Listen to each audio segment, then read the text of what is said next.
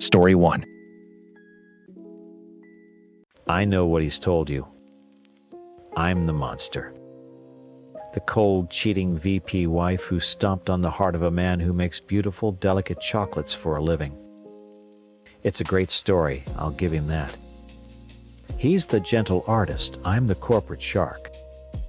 But life isn't a simple story, and I'm so tired of being the villain in his. Let's get one thing straight. I built our life. Every square inch of it. I found him.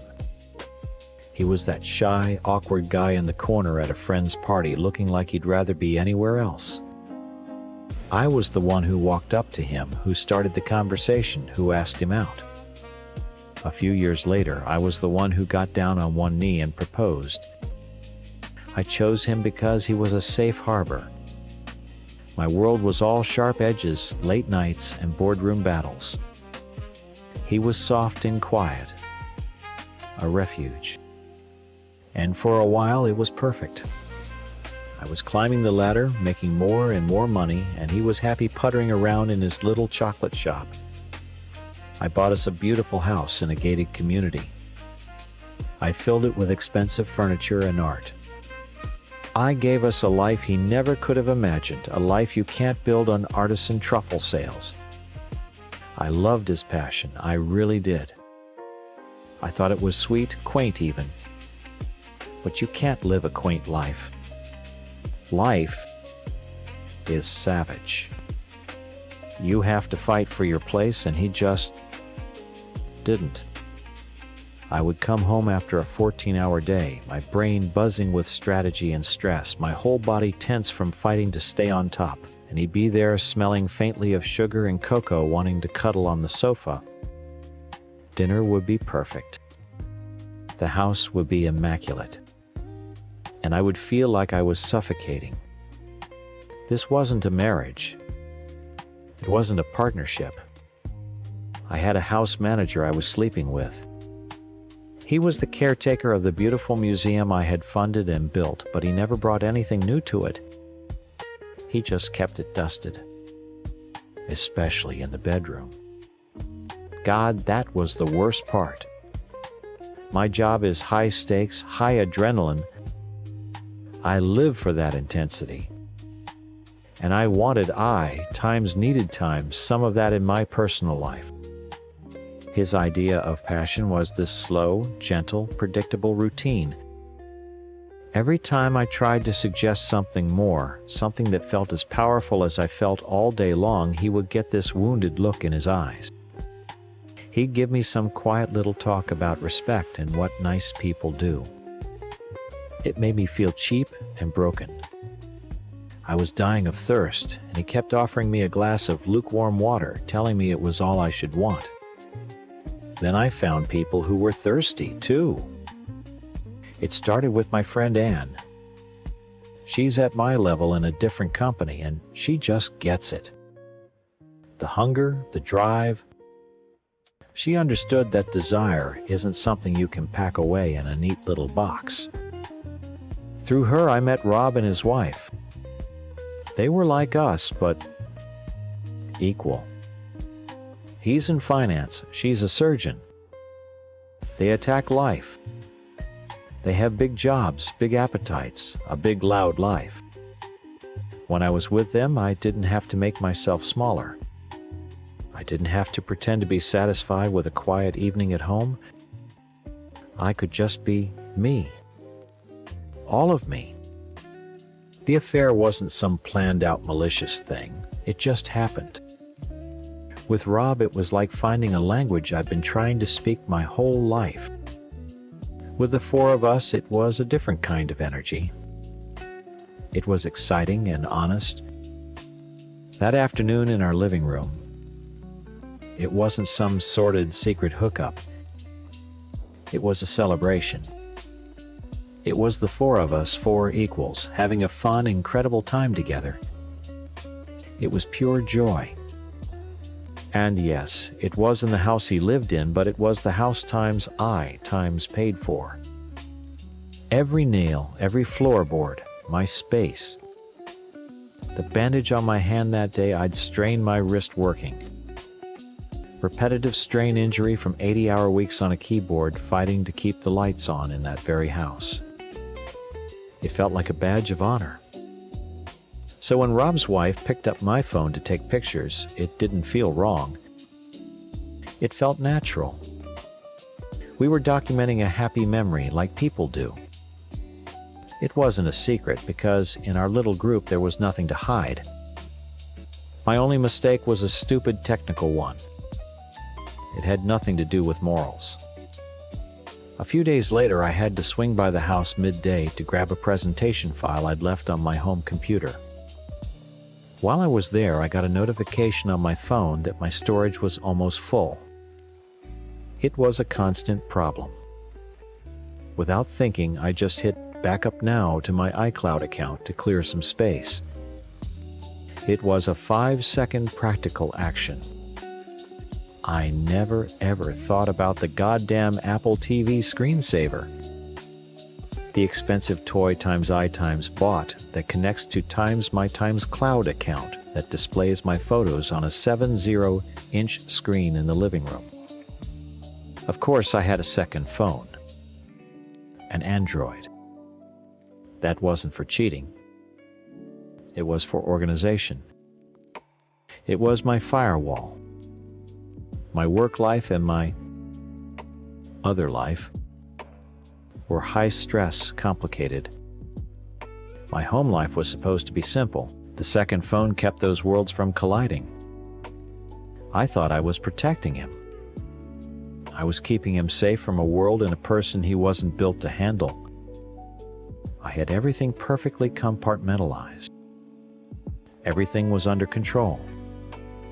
That evening, I drove home from the office feeling exhausted but alive. I closed a huge deal, and I was still buzzing from it.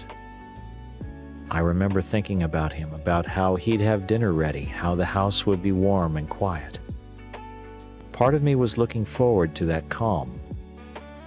I pulled into the driveway, the garage door sliding up smoothly. The lights were on inside. It looked just like any other Tuesday. I grabbed my briefcase, took a deep breath, and walked towards the front door, ready to switch from the shark back into the gentle wife. I had no idea that our quiet little world had already burned to the ground. I walked in the door and the air was wrong. The house was always warm and smelled like whatever amazing thing he'd made for dinner. Tonight it was cold and silent. No music playing, no smell of food. Just nothing. A void. "Honey," I called out, dropping my briefcase by the door. "I'm home." Silence. I walked through the kitchen. A half-chopped onion sat on the cutting board abandoned. My stomach twisted a little. This wasn't right. I went into the living room. All the lights were off except for the dim glow from the hallway. And he was there. Sitting bolt upright in my favorite armchair, the one I bought from that boutique downtown. He was just a silhouette in the dark facing the giant black screen of the TV.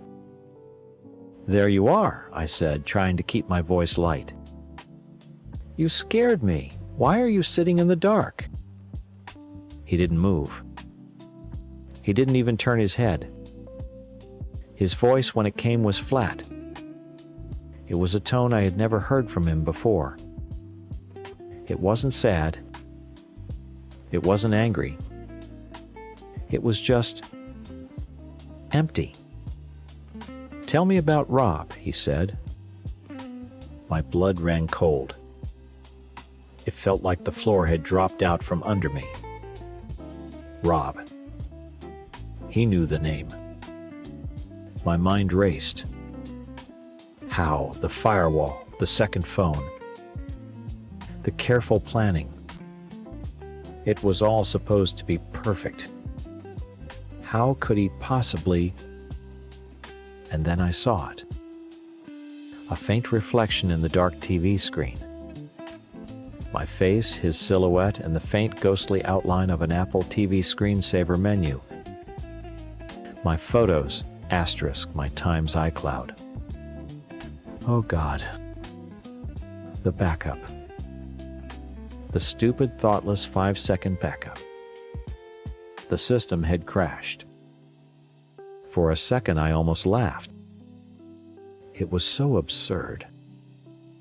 All my strategy, all my careful control brought down by a screensaver, but the feeling passed and something else took its place.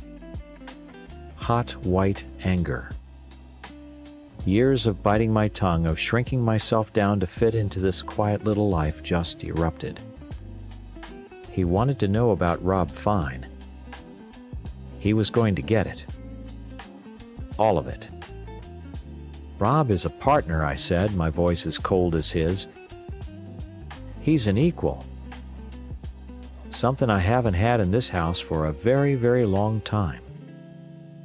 I saw him flinch in the darkness. Good. For the first time in forever, I felt like we were having an honest conversation. "And Anne?" he asked, his voice cracking just a little. "Your friend, Anne?" "Yes." "Her too. And her husband takes great pictures. Don't you think I was being cruel?" I know I was. But I didn't care. I wanted to burn the whole museum down. I wanted him to feel for once in his life an emotion that wasn't just mild contentment. I wanted him to feel the inferno I lived in every single day. I told him everything. The weekend work trips to Napa were getaways with Rob. The late nights closing deals were dinners with all four of us. I told him how boring I found our life. How his gentle touch felt like being smothered by a pillow, how I was starving for passion, and all he ever gave me were table scraps. I told him that being with them made me feel alive, and being with him made me feel like a manager taking care of a sweet but incompetent employee. I watched for tears. For him to yell, to throw something, to do times anything asterisk. But he just sat there, absorbing it all. He just took it like he took everything. Passive. Even in the face of this, he was passive. And that made me even angrier. "Say something," I finally screamed. The sound echoed in the silent house. He slowly got to his feet. He looked so small. "I want you to leave," he said, his voice quiet again. The fight just drained out of me. He was right. The system had failed. The experiment was over. It was a simple, practical problem that needed a solution. "Fine," I said. I walked to the small table by the door where we kept our keys. I took my house key and my car key off the ring. I placed them on the table with a soft click. "I'll go to a hotel. We can talk about the details later." I was already in problem-solving mode. Logistics, assets, division, my brain just switched tracks. I walked out the door without looking back. I got in my car and drove. It wasn't until I was checking into a sterile, anonymous hotel room that the adrenaline faded and the panic hit me. It was a physical thing, a cold dread that started in my stomach and spread through my whole body. I sat on the edge of the stiff, unfamiliar bed and looked at my phone. And I just fell apart. Not with guilt, not with regret for what I'd done. It was terror. Pure, animal terror. The life I had so carefully constructed my home base, my sanctuary from the brutal outside world, it was gone. I had taken a sledgehammer to my own foundation. He was my calm, my quiet. The place I came back to when the battles were over. I didn't want him as a partner, but I needed him as an anchor. And I had just cut the rope. That's when the messages started. I typed so fast my thumbs hurt. Asterisk, we need to talk. Asterisk, asterisk, don't do anything stupid. Asterisk, asterisk, this doesn't have to be the end. Asterisk, asterisk, please just pick up the phone. Asterisk, asterisk, I'm so sorry I hurt you. Asterisk. That last one was a lie, and we both knew it. I wasn't sorry I did it. I was just sorry I got caught. I was sorry that my organized, compartmentalized life had blown up in my face. I was terrified of what came next. Of being alone in the quiet, not because I chose it, but because I had been kicked out. I don't regret finding people who could see all of me. I don't regret feeling alive and wanted and matched. That was the most real I've felt in a decade. My only regret is the mess. The explosion. I hate that the kind, simple man I chose all those years ago had to get caught in the blast. He was collateral damage in a war he didn't even know I was fighting. He was never meant to be a part of that life, and I was just trying to protect him from it. I just wasn't careful enough. Story 2. I've read my ex-husband's version of our story. I'm sure I sound like a monster. The cheating wife who destroyed everything while he was trying to get his life together. And I did cheat. I won't deny that. But a story is like a car crash. What you see depends entirely on where you were standing. And for a long time I was standing so far on the outside of my own life, I wasn't sure I was even there anymore. For 9 years my life was defined by one thing, my eating disorder. It owned me. It was the third person in our marriage, the loudest one in every room. My husband was my rock, my caretaker, my warden. He counted calories, he watched me, he drove me to appointments. Our entire world, our conversations, our future plans, everything orbited my sickness. When I finally went to a residential treatment center, I thought it was the beginning of us finally getting our lives back. I came home fragile and raw, battling a deep depression that had settled in the empty space the disorder left behind. I was ready to start over, but the home I came back to wasn't ours anymore. It was his. While I was gone, he had developed his own problem. A painkiller addiction that had started quietly while he was stressed and taking care of me. Suddenly, the script flipped. He went to rehab. He had therapy. He had meetings. He had a recovery journey. And just like that, I was erased. The entire focus of our lives, which had always been on me, shifted to him. He called it focusing on himself, which sounds healthy, I know. But from where I was standing, it felt like I'd been fired from the job of being his wife.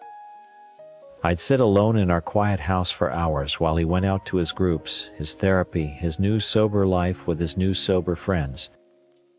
He was celebrated for his progress. People praised his strength. He was a hero for getting clean. And me, I was just the ghost of the sick wife he'd been stuck with for nearly a decade. I had been the center of his universe out of necessity, and now that he had a new center, his own recovery, I was just floating in empty space. I had never felt so invisible, so utterly alone. Then someone saw me. My manager at the part-time job I'd taken to feel human again. He didn't know me as a patient. He didn't see me as fragile. He just saw a woman. He'd say small things like that I looked pretty without makeup or that I had a nice laugh. It sounds so insignificant, but when you've spent years feeling like a medical chart, having someone notice the color of your eyes feels like a miracle. One evening after work, he kissed me. It wasn't about love or even lust. It was like a defibrillator to the chest, a jolt. It was the first thing that had made me feel truly alive, truly present in my own body in years. I went straight home and told my husband. I wasn't trying to hide it. I was trying to show him. I was trying to scream without making a sound. Times, look at me. I am disappearing. I need you to see me. Asterisk. But he didn't. He saw it as a problem with my boss, a workplace issue to be managed. He didn't see it as a symptom of a much deeper sickness growing between us. A few weeks later, Jay came to visit. He's my husband's best friend, but he was my friend too. He'd known us since the beginning. He knew the Joe from before the illness, the one who laughed and joked and wasn't just a bundle of anxieties. My husband spent the entire car ride from the airport complaining to Jay about me. About how difficult I was, how my depression was a burden now that he was trying to stay on his path. I just sat in the back seat listening to him frame me as the new problem he had to solve. That night we went to a party at our friend LL's house. I drank too much, too fast, trying to drown out the feeling of being a stranger next to my own husband. He was off in his own world laughing with his friends while I felt like I was behind a glass wall. I saw Jay heading to the bathroom and I followed him. I just needed to talk to someone who might actually hear me. I cornered him in there, my words spilling out in a desperate, drunken mess. I wasn't trying to seduce him. I was falling apart, and he was the only person who looked at me with kindness instead of suspicion.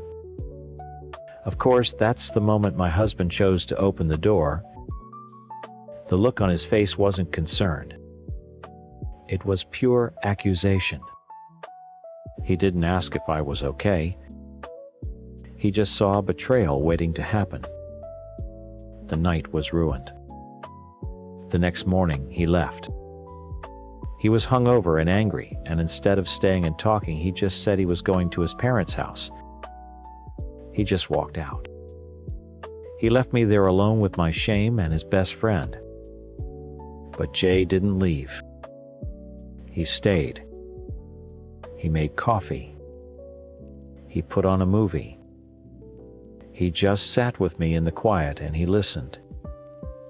He let me cry. He let me talk. He didn't offer solutions or tell me to get over it. He just saw me. And at some point, sitting on the couch, he put his hand on my leg.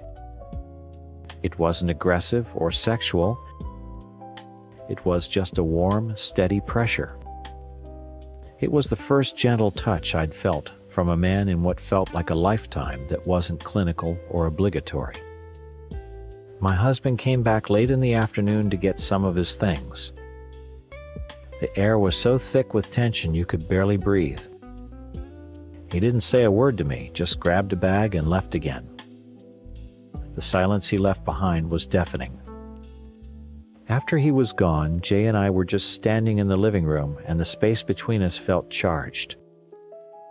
All the loneliness, the resentment, the desperate need to feel something, it all just collapsed inward. He moved toward me, and I moved toward him. We ended up on the floor, a clumsy, fumbling mess of hands and mouths. It wasn't planned. It was a stupid, impulsive collision of two very broken people. His lips were on mine, his hands were in my hair, and for the first time in forever, I wasn't a ghost. I was a body. I was real. We were so lost in the desperate tangle of it all that neither of us heard the front door open again. We didn't hear the footsteps in the hall. The first thing I knew was the shadow that fell over us. I looked up and there he was, standing in the bedroom doorway, his face a perfect blank mask of shock. The silence was the worst part. For a few seconds that felt like an eternity, nobody moved. The world just stopped. Then his face, which had been blank, finally broke. But it wasn't sadness or hurt. It was a cold, quiet rage that was terrifying. He didn't look at me. He looked at Jay. It was like I wasn't even in the room. I was just the object they were fighting over.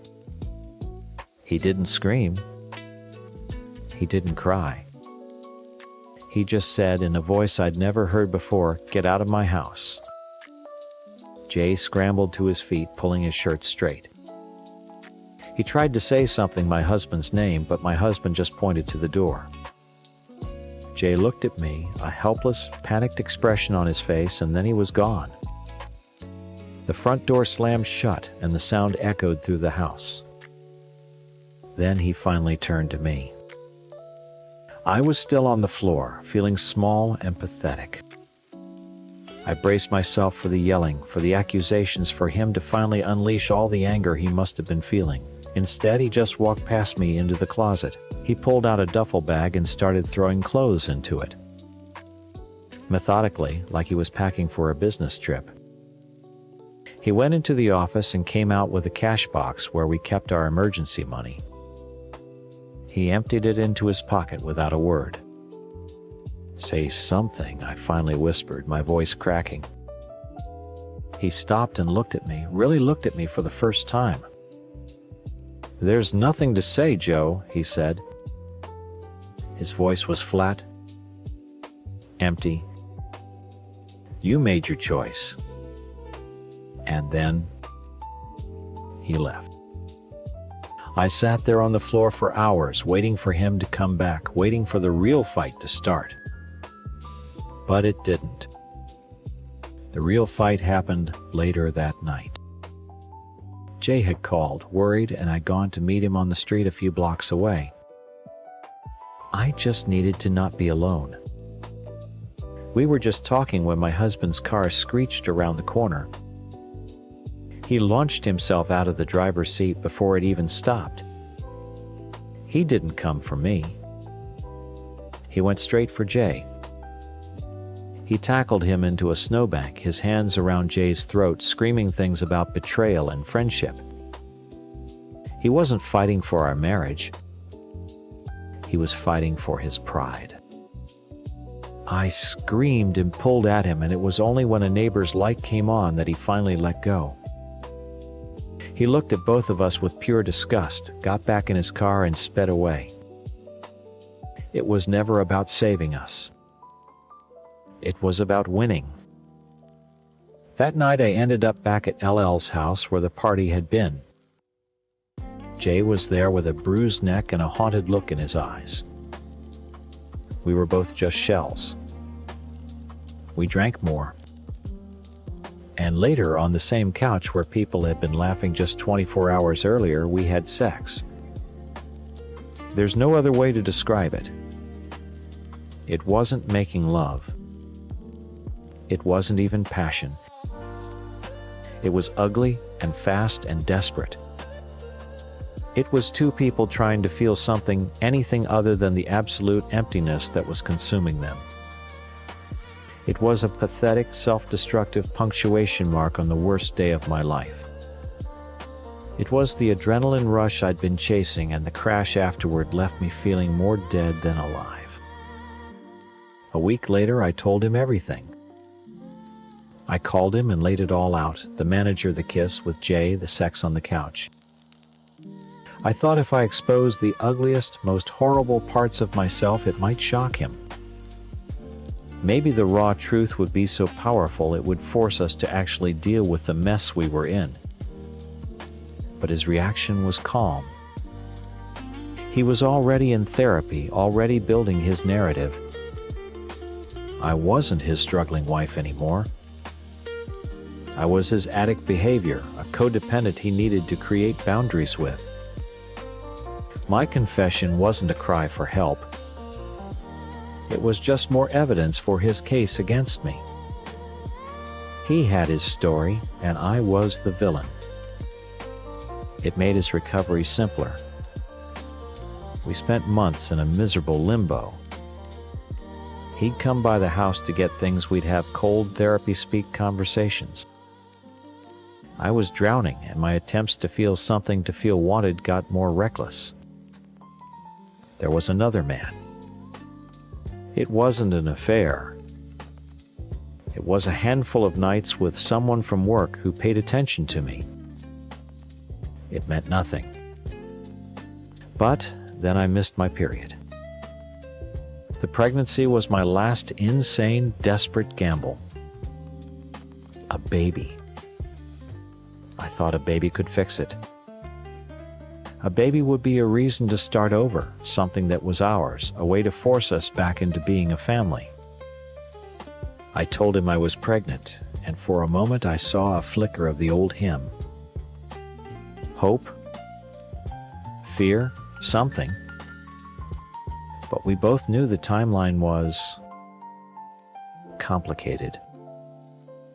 He agreed to go with me to the first doctor's appointment.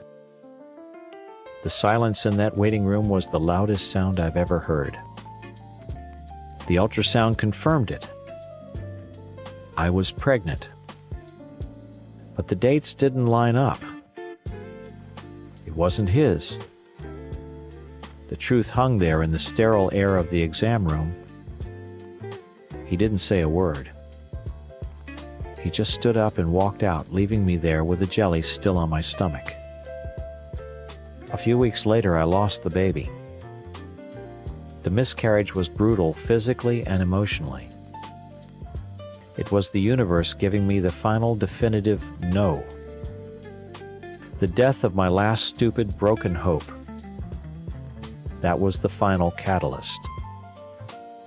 That was when the divorce papers were filed. My husband says that's when our marriage really went downhill. He points to the affair, the pregnancy, as the moments I destroyed everything. But he's wrong. Our marriage didn't die on the bedroom floor with his best friend or in a doctor's office.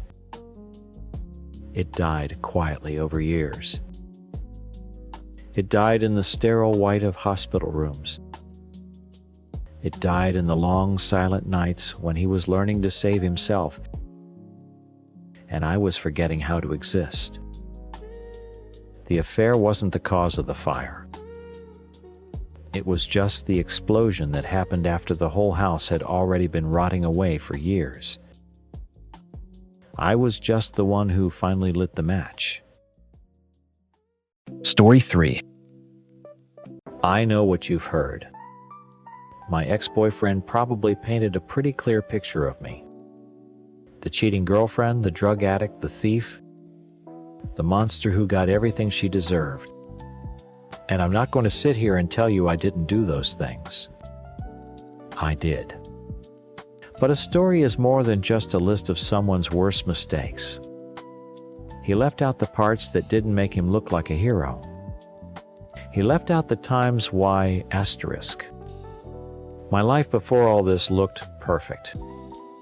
I had parents who loved me, but their love felt like it had conditions. It was all about keeping up appearances, good grades, the right friends, the right plans for the future. They weren't mean people, not at all. But their pride was a heavy blanket and I was suffocating underneath it, smiling the whole time so they wouldn't worry. When my friends introduced me to him, he seemed like the next logical step in the script. He was a plumber, had a solid career, owned his own place. He was stable. He was someone my parents could nod approvingly at when I brought him home. After 6 months, we moved in together. It just felt like what I was supposed to do.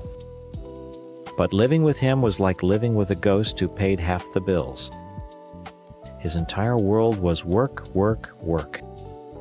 He'd come home exhausted, eat the dinner I made, and then disappear into his computer room for hours, the only light on his face coming from a video game screen.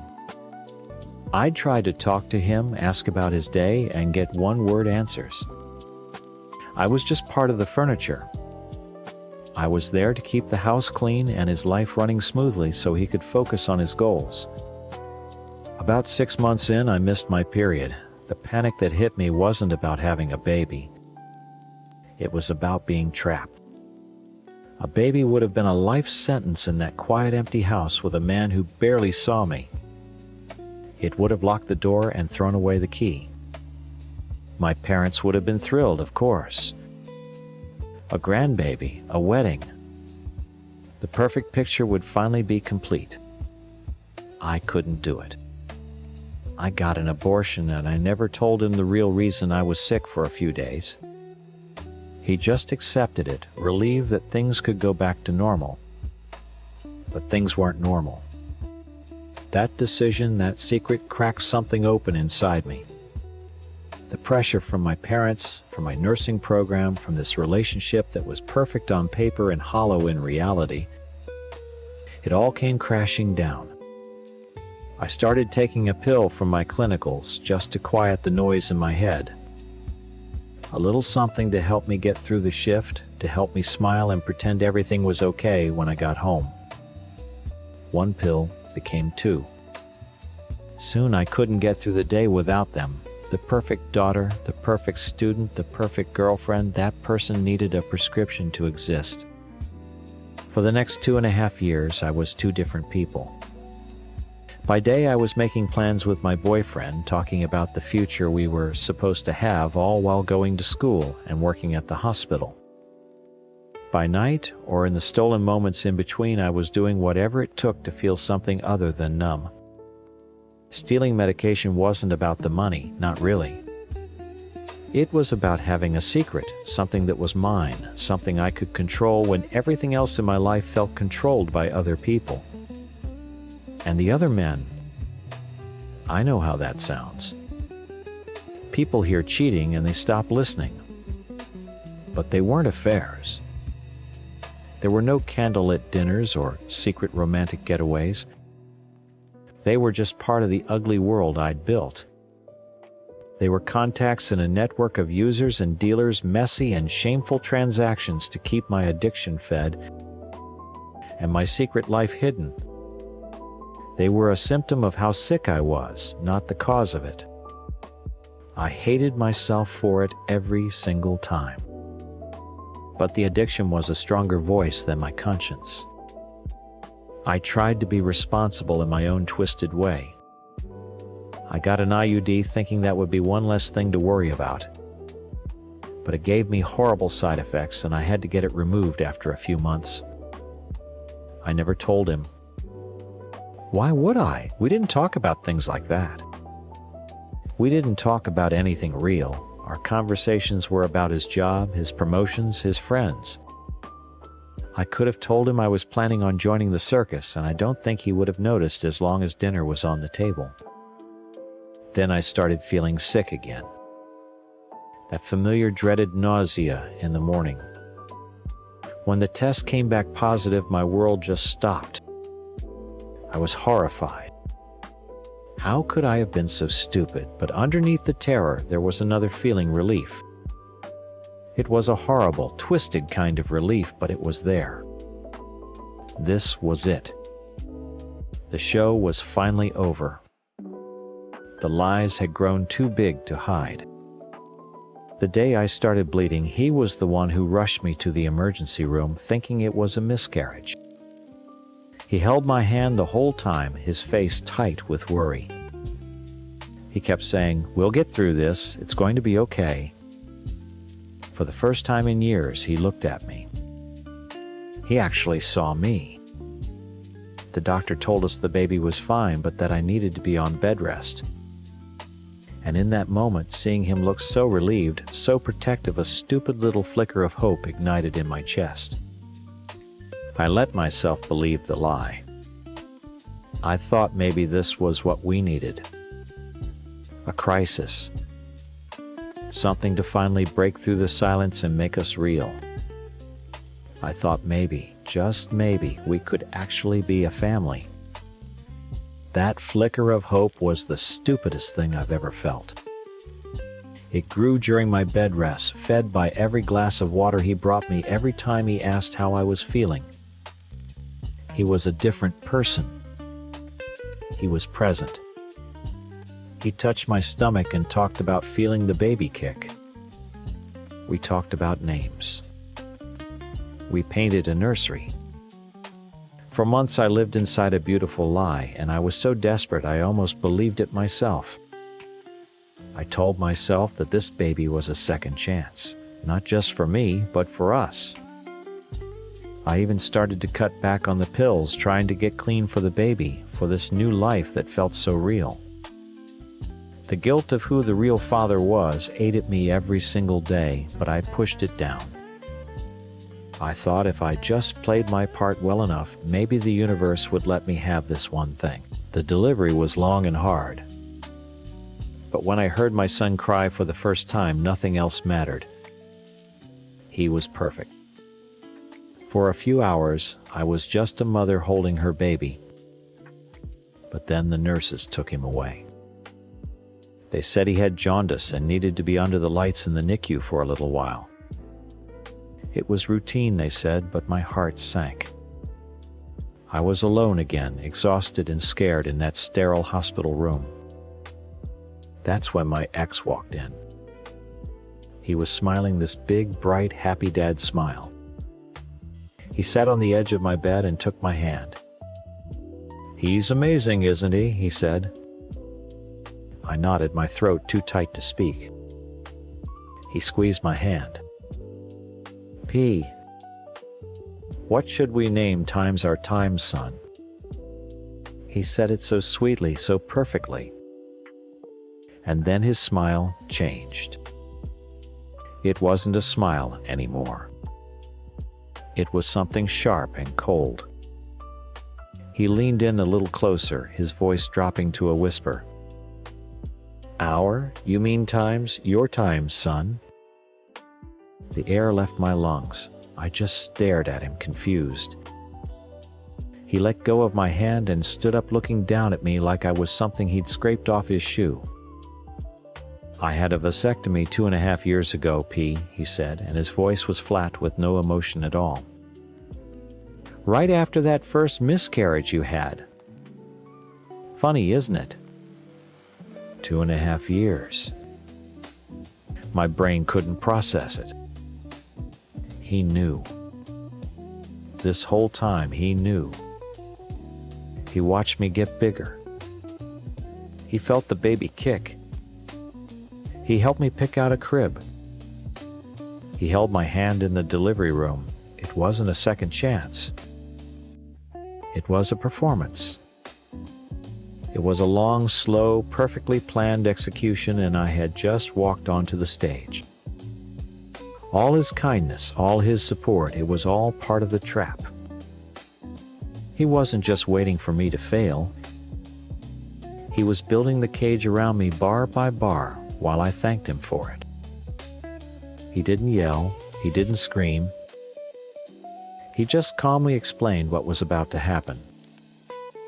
Then he took a set of keys out of his pocket and dropped them on the bedside table next to a small pile of cash. $400. "The apartment is yours for the rest of the month," he said. "Good luck." And then he walked out. He didn't even look back. The next few days were a blur of pure hell.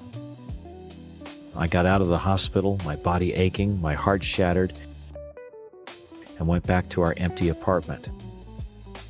The first call was from my mother. She was crying, but not for me. She was screaming. How could you do this to us? To our family's name, he had sent them a package. A neat little collection of all my secrets. Printouts of texts, photos, evidence of the pills I'd sold.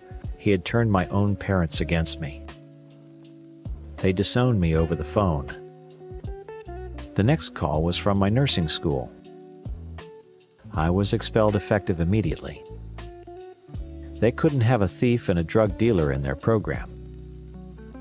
My job at the hospital followed a few hours later. Fired, of course. He had sent them packages too. Then the police showed up. He had reported me for stealing and selling prescription medication. I lost my career, my family, and my home in less than 72 hours. The $400 he left me wasn't a kindness. It was bait. It was just enough money to get me back to the apartment so I could be there when the world he had arranged came crashing down on me.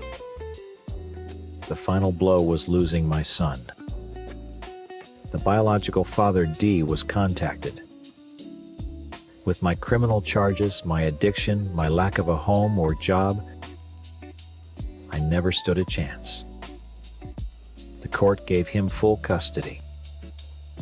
I get supervised visits an hour every 2 weeks in a sad little room with a social worker watching my every move. I see my baby, and he doesn't even know who I am. So now you know the whole story. I'm not asking for pity. I did terrible things.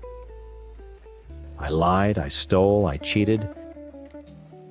I was an addict who made a string of selfish, destructive choices, and I hurt people, including myself. My actions were a messy, chaotic cry for help from a person who was drowning. But his actions, they weren't chaotic.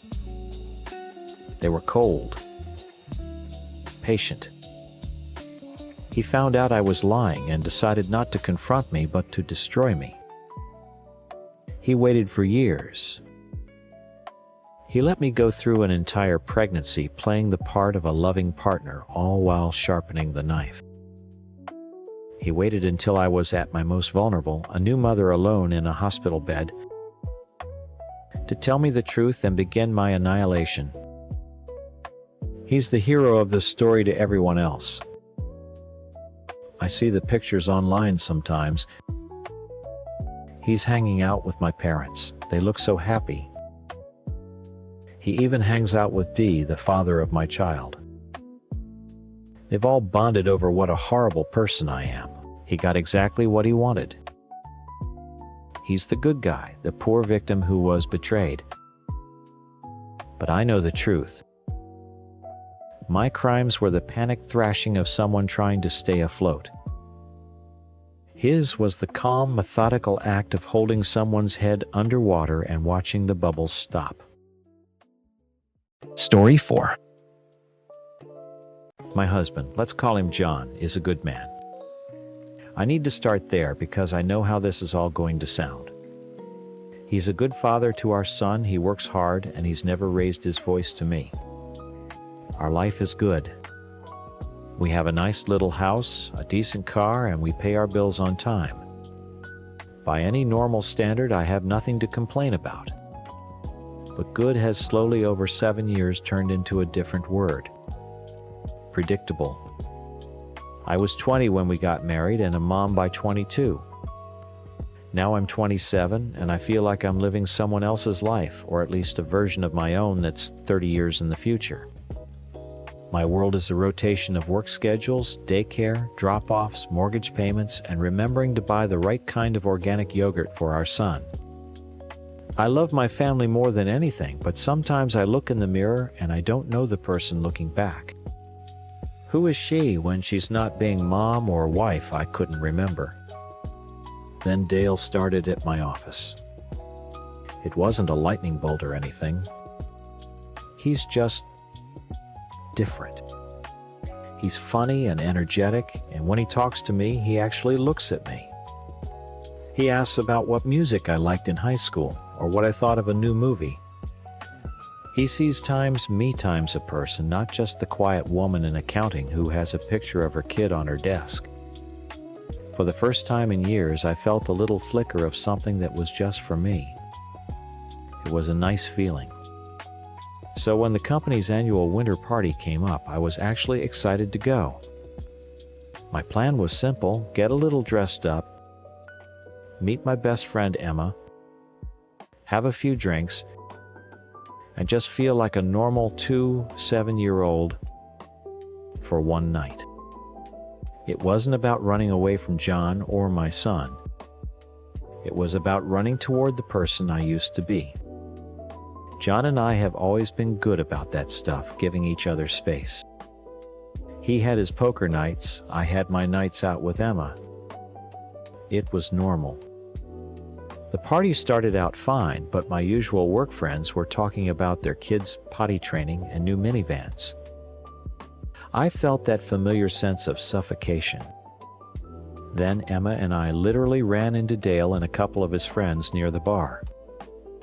The energy just completely changed. He bought us a round of drinks, and suddenly we were laughing about stupid stuff, not mortgage rates. When our work party started winding down, Dale suggested we all go to another bar down the street, a place with louder music and a younger crowd. It was spontaneous and fun, and I said yes without thinking. That second bar is a bit of a blur of laughter and bad dancing. At some point, the four of us were sitting in a booth, all of us pretty drunk, and Emma made a ridiculous bet. I don't even remember how it started, but she bet me that we could get Dale and his friend to kiss. It was such a stupid, silly idea. The prize, if we succeeded, they would have to buy us drinks all night.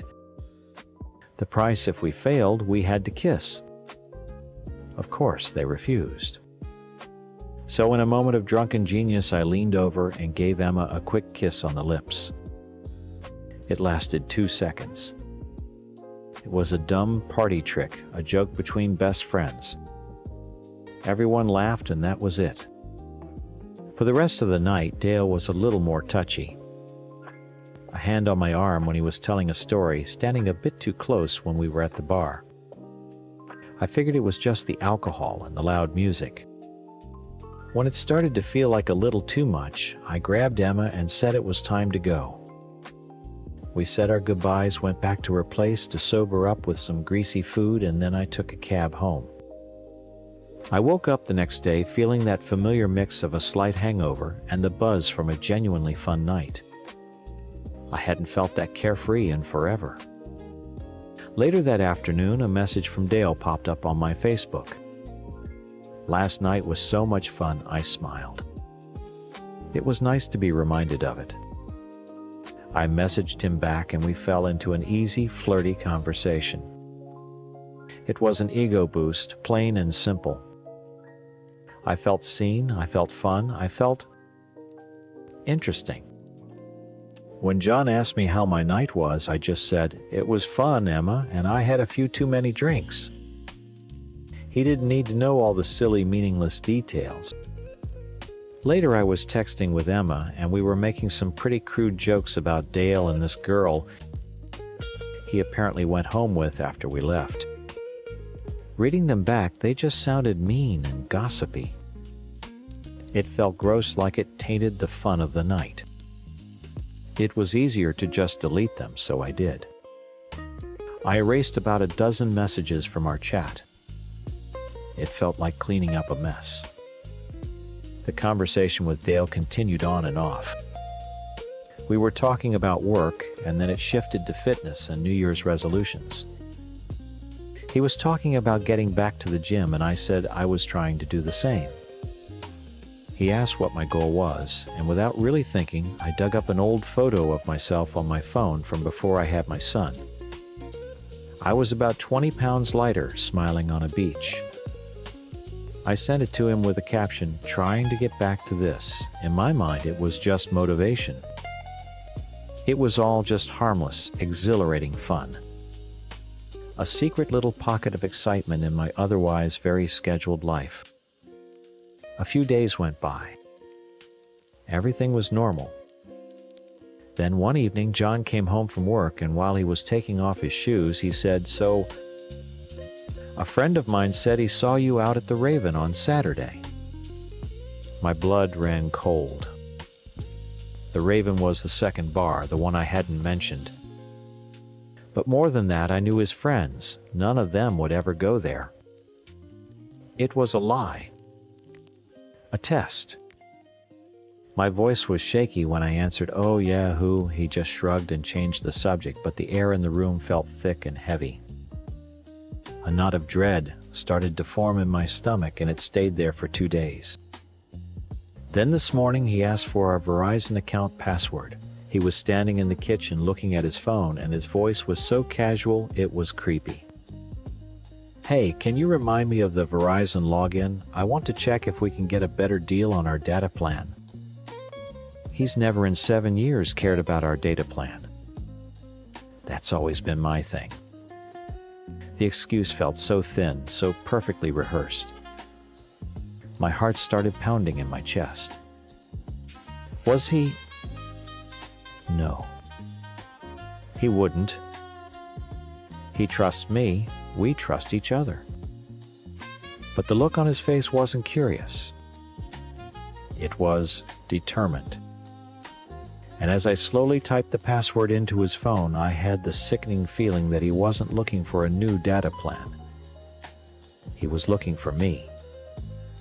I watched him walk out of the kitchen with his phone, my password now in his possession.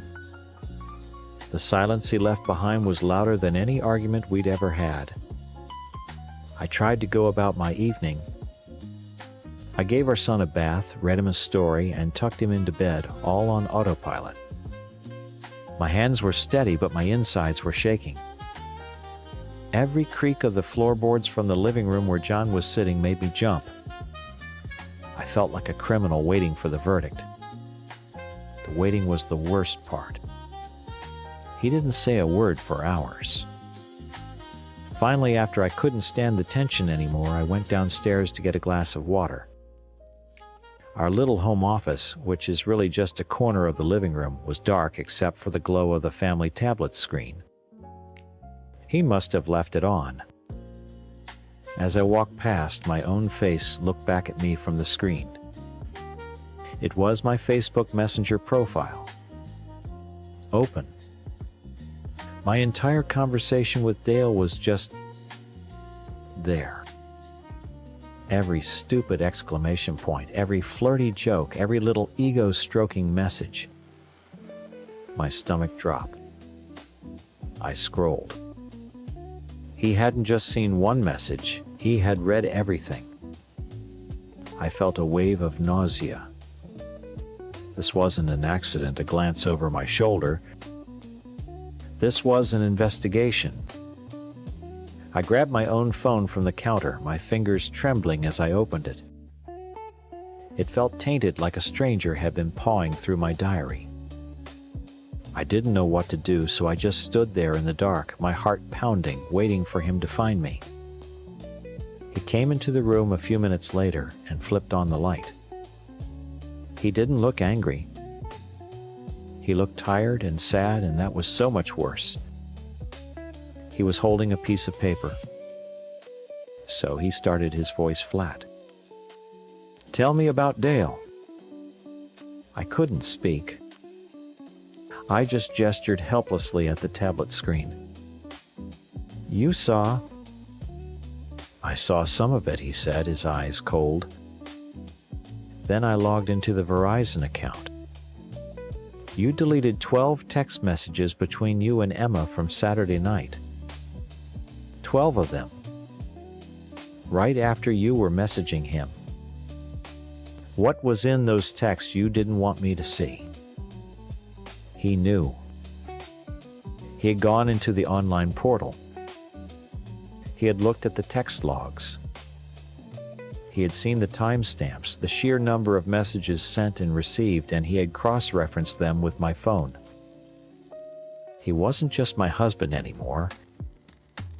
He was my warden, my interrogator. "They were stupid jokes, John," I stammered.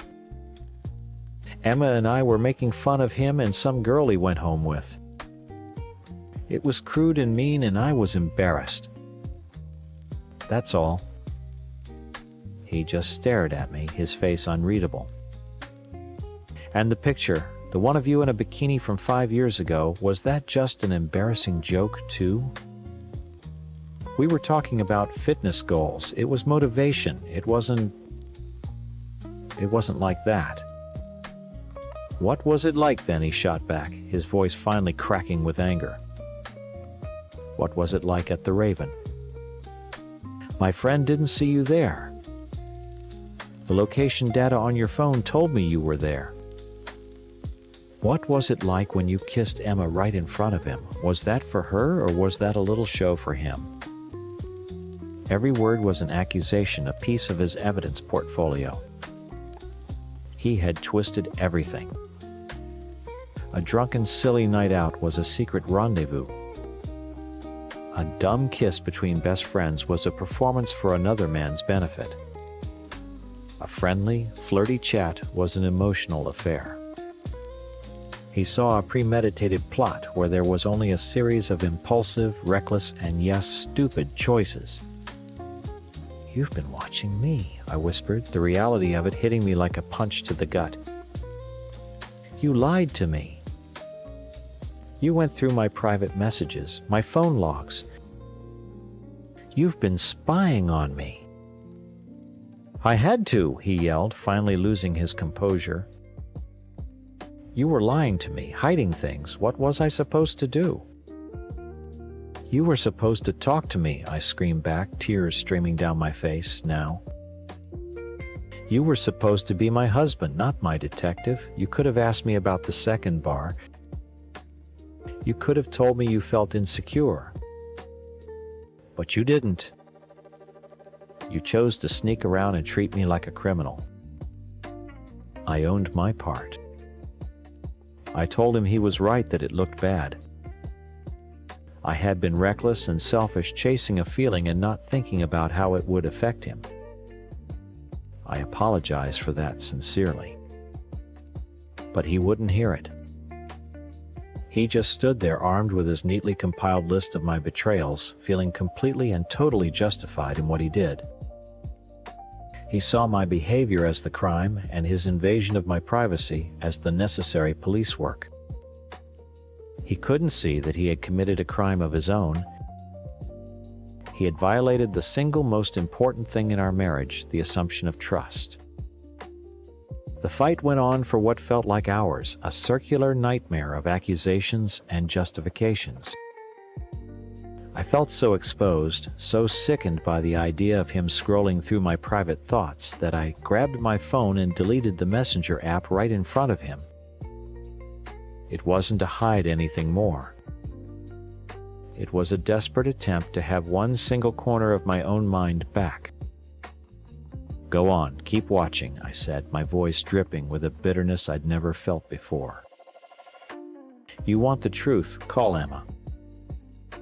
Call Dale, ask them, please. Do it. See how paranoid this has made you." I was daring him, pleading with him to see that the monster he was chasing was mostly in his own head. He just shook his head. "I don't need to. I know what I saw." Eventually, we just ran out of things to say. He stood in the kitchen and said, "I'm dropping it. We'll just drop it." But nothing was dropped. The words are still hanging in the air between us, heavy and poisonous. We sleep in the same bed, but there's a canyon between us. He looks at me and I know he's thinking he caught me just in time, that he stopped something terrible before it could happen. He thinks he's the hero who saved our marriage. He's wrong. The truth is, he showed me that in our good, predictable life, I am not his partner. I am a subject to be monitored, a risk to be managed. The trust isn't just broken, it's been pulverized. And maybe he's right. Maybe I was on a slippery slope and my stupid, selfish search for a spark could have led to something worse. I don't know if he caught me starting something. But what I know for sure is that he just ended something. Story 5. You probably know his side of the story. If you're from my hometown or his, or if you knew anyone in my family back then, you definitely heard it. The story of the cheating military wife and the good soldier she betrayed. I was the monster. The villain. I get it. For a long time I believed it too. But that's not the whole story. It never is. We met at community college in 2008. We were kids. He was smart, funny, and had this plan for his life that just seemed so solid. I'd never had a plan. I was just trying to figure out who I was. With him, it felt like I didn't have to. He had enough direction for both of us. We fell in love the way you do when you're 19, fast and total. It was my whole world. On Valentine's Day in 2010, he proposed. It was sweet and perfect, and I said yes without a second thought. 3 months later, he enlisted in the Air Force and shipped out for basic training. Just like that, my whole world was 1,000 miles away. The plan was in motion. Asterisk. His time's plan. I was supposed to finish my degree at the state university, and then when he got his first permanent station, I'd move and we'd start our real life together. It sounded like an adventure when he said it. But when he was gone, it just felt lonely. The phone calls were great, but they weren't real life. Real life was me sitting in my childhood bedroom with my mom, E.B., constantly in my ear. He didn't even ask you where you wanted to live, she'd say while I was on the phone with him. He just decided. Doesn't that bother you? He's selfish, honey. He's going to trap you. I told her she was wrong, that she didn't understand. I defended him fiercely. But a tiny part of me listened. A tiny part of me felt like a passenger in my own life. Then came the phone call that changed everything. It was March, almost a year after he'd left. He'd worked it all out. He could get leave, fly home for a weekend. We could go to the courthouse and get married. Legally. It just makes sense, he explained, his voice crackling over the phone. We'll get a housing allowance. I can put you on my insurance. It's the practical thing to do, babe. It moves us forward. It sounded so logical, so responsible. But my stomach twisted into a knot. What about my family, I asked. What about a real wedding? We'll do that later, of course, he promised. A big party, the white dress, all of it. This is just for the paperwork. It's better if we keep it quiet for now. No need to cause a big drama with your mom. He was right about my mom. She would have lost her mind. So I agreed. I took a day off from classes, met him at the airport, and we drove to the courthouse. I wore a simple sundress. We stood in front of a judge who looked bored, said our vows, and signed a piece of paper. Just like that, I was a wife. A secret wife. Flying him back to the airport felt like I was splitting in two. One part of me was Mrs. So-and-so married to a man in uniform. The other part was just me, the college girl who went home to her parents' house and pretended nothing had happened. The secret was a poison. It seeped into everything. Every time my mom said, "You're too young to be so tied down," a wave of guilt would wash over me. She was right, but for reasons she couldn't even imagine. He had a ring on his finger. I had to keep mine in a jewelry box. He was building our life. I was living a lie. My mom's voice got louder in my head, times, "He's trapping you. This is how it starts." Asterisk. That summer I got a job as a counselor at an Easter Seals camp for kids with special needs. It was the first thing I had ever done that was completely mine. It was for my major, special education, and it was my passion. For 8 hours a day, I wasn't his long-distance fiancée or a secret wife. I was just CR, the girl who was really good at calming down a kid with autism who could make a nonverbal child laugh. I felt important. I felt like myself. And that's where I met the other counselor. There's no good way to say this part. He wasn't a predator. He wasn't some slick guy who swept me off my feet. He was just there. He was in my world. He saw me get frustrated and saw me succeed. We'd stay late cleaning up finger paint and talk about our dreams. He knew I had a serious boyfriend in the military, but he didn't know the half of it. He just saw me. The person I was right there in that moment. Not the girl my husband left behind 2 years ago. It wasn't one single moment. It was a slow slide. A conversation that went a little too long. A joke that made us stand a little too close. Then one night, after a particularly tough day, we were sitting outside the cabins and he just looked at me. And I knew. It was a cowardly, selfish, and desperate reach for something that felt real, something that was mine.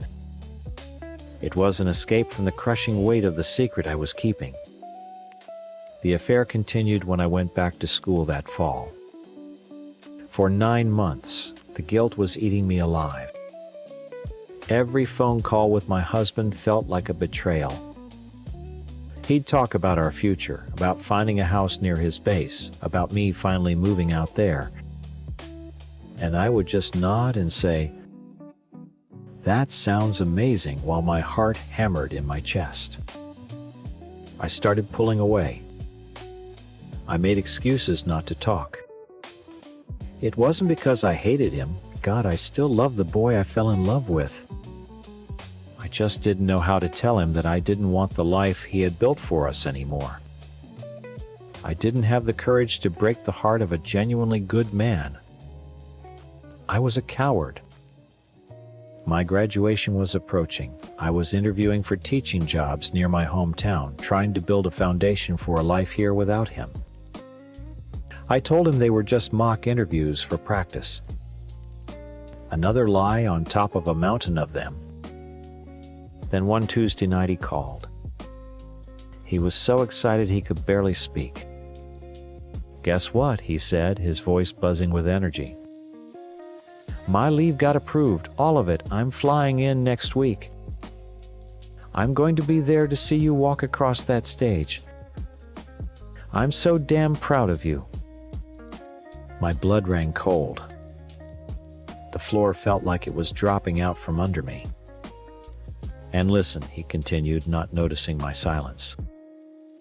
"I've been thinking. It's time. We're telling your parents. We're telling everyone. We're finally going to start our life for real." I stood there, phone pressed to my ear, the hum of the line sounding like a siren. My two separate worlds, the secret wife and the cheating girlfriend, were about to collide in a mushroom cloud, and he was flying right into the center of it. All I could manage to choke out was a whisper. That's great." The week leading up to his arrival was the worst week of my life. I ended things with the other guy in a quick, horrible conversation that left us both in tears. It wasn't love, not really, but it was a connection, and I had just blown it up. I walked through my last days of college like a ghost. Every congratulation from a professor, every happy plan my friends made for after graduation felt like a punch in the gut. I was a dead woman walking. When I saw him at the airport, my heart sank into my shoes.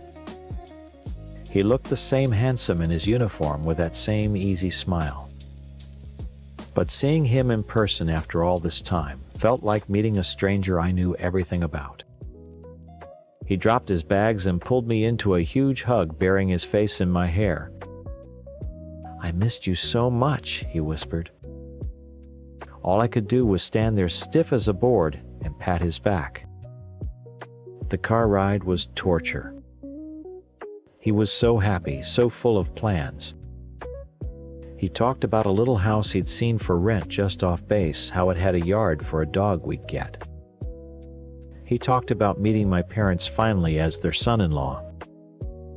He squeezed my hand and said, "This is it, babe. The hard part is over." And I just stared out the window, watching the world go by, feeling like I was about to vomit. That night, after a tense dinner where I barely spoke and he tried to cover for my silence, we were alone in my childhood bedroom. The place where I'd taken all his calls, where I'd lied and lied and lied. He finally turned to me, his smile gone. "Okay, what's going on with you? You've barely looked at me since I got here." And that's when the dam broke. I didn't mean to. I didn't have a speech planned. I just started crying. Not pretty crying, but ugly, gasping sobs that shook my whole body. I collapsed onto the edge of my bed and couldn't stop. "I can't," I choked out between sobs. "I can't do this." He knelt in front of me, his face a mask of confusion and concern. "Can't do what? Tell your parents. It'll be okay. I'll be right there with you." "No," I managed, wiping my face with the back of my hand. "Us. I can't do us. I'm not the person you think I am." The confession spilled out of me.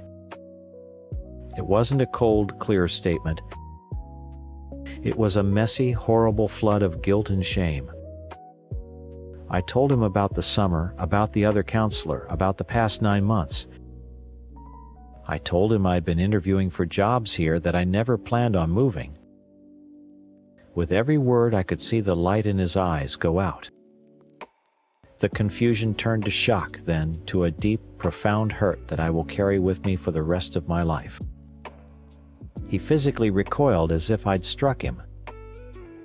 He was quiet for a long time. Then he stood up, his jaw clenched. "Okay," he said, his voice tight. "Okay. You messed up. You made a huge, stupid mistake because you were lonely." He started pacing the room, running his hands through his hair. "We can fix this. I can forgive you. We'll get counseling. We just need to hold on, fight for this. We're married, for God's sake." That was it. That was the moment I knew it was truly, completely over. He wasn't hearing that I had changed, that I wanted a different life. He just heard that his plan was broken and he needed to fix it. He was trying to drag me back into the cage, to lock the door, and to pretend none of this ever happened. "No," I said, my voice finally steady. "It's not a mistake we can fix. It's over. I want a divorce." The divorce was inevitable after that. He left the next day before my graduation ceremony. The weeks that followed were a blur of numb paperwork and quiet phone calls with lawyers. I felt a strange, guilty sense of relief. I had my diploma. I had accepted a first-grade teaching position at a wonderful elementary school in a nearby town, my dream job. I had destroyed a good man, and I would have to live with that. But I was finally free. I thought the worst was over. Then came the letters. My mom was the first to call. She wasn't yelling. She was screaming so loud and hysterical I could barely understand her. "How could you? After everything I said, how could you be so stupid and so cruel? A secret marriage, you lied to my face for over a year." Then my aunt called, crying. Then an uncle telling me not to bother coming to the family reunion. Then I checked my university email and saw a message from my favorite professor, my mentor. The subject was just disappointed. He said he'd received some very disturbing correspondence and that he was rethinking the glowing letter of recommendation he'd written for me. My blood ran cold. I knew instantly what he had done. It wasn't just a note. It was a multi-page typed-out story. His story. He sent it to my entire extended family, aunts, uncles, cousins. He sent it to my department head and at least 3 of my professors at the university. And he sent it to the principal of the school that had just hired me. Tucked inside each envelope was a pristine, damning copy of our marriage certificate. The letter laid it all out, our young love, his patriotic service, my secret betrayal. He painted himself as the devoted long-distance husband, patiently waiting for his wife and me as a cold, calculating monster who was living a double life. He didn't just expose the secret. He weaponized it. He used the truth to build a lie, the lie that I was nothing but a villain. The final call came from my new principal. Her voice was cold and professional. "I'm afraid we have to rescind our offer," she said.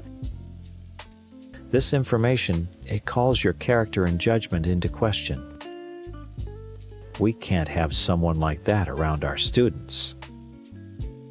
I was fired from my dream job before I even started. My academic reputation was ruined. My family was shattered with nearly everyone taking his side. In one single act of revenge, he had systematically demolished my entire world. He didn't just leave me. He salted the earth so nothing could ever grow again. And in that moment of total annihilation, all I could hear was my mother's voice from years before times. "He's selfish, honey. He's going to trap you." Asterisk. She was wrong about how it would happen, but she was right about him. He wasn't the good, simple soldier everyone thought he was. He was a man who, when faced with losing control of his perfectly laid-out plan, chose to burn my life to the ground rather than just walk away. I know what I did was wrong. I broke his heart, and I will own that forever. But what he did was different. It was cruel. It was calculated. It was his way of making sure I knew that if I wouldn't live in his world, he would make damn sure I couldn't live in my own. Story 6. I'm sure you've all read his side of the story. I'm the monster. The cheating girlfriend who took his money and ran. I get it. It sounds terrible, and some of it is. But he tells the story like it all started a few months ago, like our life was perfect before I got a new job. That's a lie. Our story started 11 years ago, and you need to hear that part to understand any of this. He likes to say he stepped up. He was 18 a kid, and I was 20 with a toddler, and he became a family man. It sounds noble, doesn't it? The truth is, he was a boy playing house, and I was already an adult. I was the one who knew how to budget, how to make a doctor's appointment, how to get a lease. I was the one raising 2 kids, my daughter and him. For years, every time he messed up, it was just a boy's mistake. When I was late on a bill because I was trying to juggle everything, I was irresponsible. He talks about being honest and faithful for the last 5 years like he deserves a medal. For 5 years. We were together for 11. What does he think was happening during the other 6? Our daughter is 7 now. For her, I held it all together. I smiled, I packed lunches, I paid the bills, and I pretended that the man I loved wasn't slowly fading away. The depression started about 10 months ago. And it wasn't just sadness. It was a black hole. It sucked all the light and air out of our house. He says he withdrew, but that's not what it felt like. It felt like he packed his bags and left, but just forgot to take his body with him. I tried everything. I made his favorite meals he wouldn't eat. I planned date nights he'd cancel. I bought him little gifts, stupid things like his favorite candy or a new video game just to see him smile. Each one felt like I was tearing off a little piece of my own soul and handing it to him, hoping it would be enough to bring him back. But it never was. After 10 months, I was empty. I was sleeping next to a body that didn't touch me, living in a house with a man who didn't speak to me unless he had to. I was lonelier in that house with him than I have ever been in my entire life. Getting a new job was about survival. We needed the money badly, but more than that, I needed to breathe. I needed to be in a place where people didn't look at me with pity. And that's where I met him. The other man. There was no lightning bolt. It started with a joke by the coffee machine. Then he asked me how my weekend was and actually listened to the answer. He noticed when I got a haircut. Tiny, insignificant things that felt like a lifeline. He saw times me asterisk. Not a mom, not a nurse, not a walking list of chores. A woman. My boyfriend at home was planning to propose to the shell of a person I'd become. This man at work was talking to the person I used to be. So I started lying. I told my boyfriend I was going to the gym. Instead, I'd go meet this man and we would just sit in his car and talk for an hour. That was it. We'd talk. About work, about music, about nothing. And for that hour, I felt real. I felt like myself. It was wrong, I know it was. But my entire life felt like I was playing a part, and this was the only time I could stop acting. A few weeks ago, I went to his house after work. We were just supposed to talk. It was stupid, I know. A line I shouldn't have crossed. We were sitting in his living room when my phone buzzed. It was my boyfriend. I answered, my heart pounding. His voice was cold flat. "Where are you?" he asked. "I'm at the gym. I told you I lied." My voice was shaking. There was a long pause. "No, you're not," he said. "You're at an apartment on Elm Street. I'm looking at you right now. The tracker on your phone works really well." My blood ran cold. He wasn't calling to connect with me. He didn't ask if something was wrong or why I was lying. He hadn't tried to talk to me in months, not really. Instead, he played detective. He followed a blue dot on a screen because it was easier than looking at my face and seeing how unhappy I was. In that 1 second, I didn't feel guilty. I felt rage. I wasn't his partner. I was a thing to be tracked. A possession. "I'm coming home," I said, my voice as cold as his. I hung up. The other man looked at me, his face full of concern. "What are you going to do?" I stood up and did something I hadn't done in years. I made a decision for me and only me. I turned my phone off. The little screen went black, and just like that, the dot on his map was gone. I was gone. "Let's go for a walk," I said.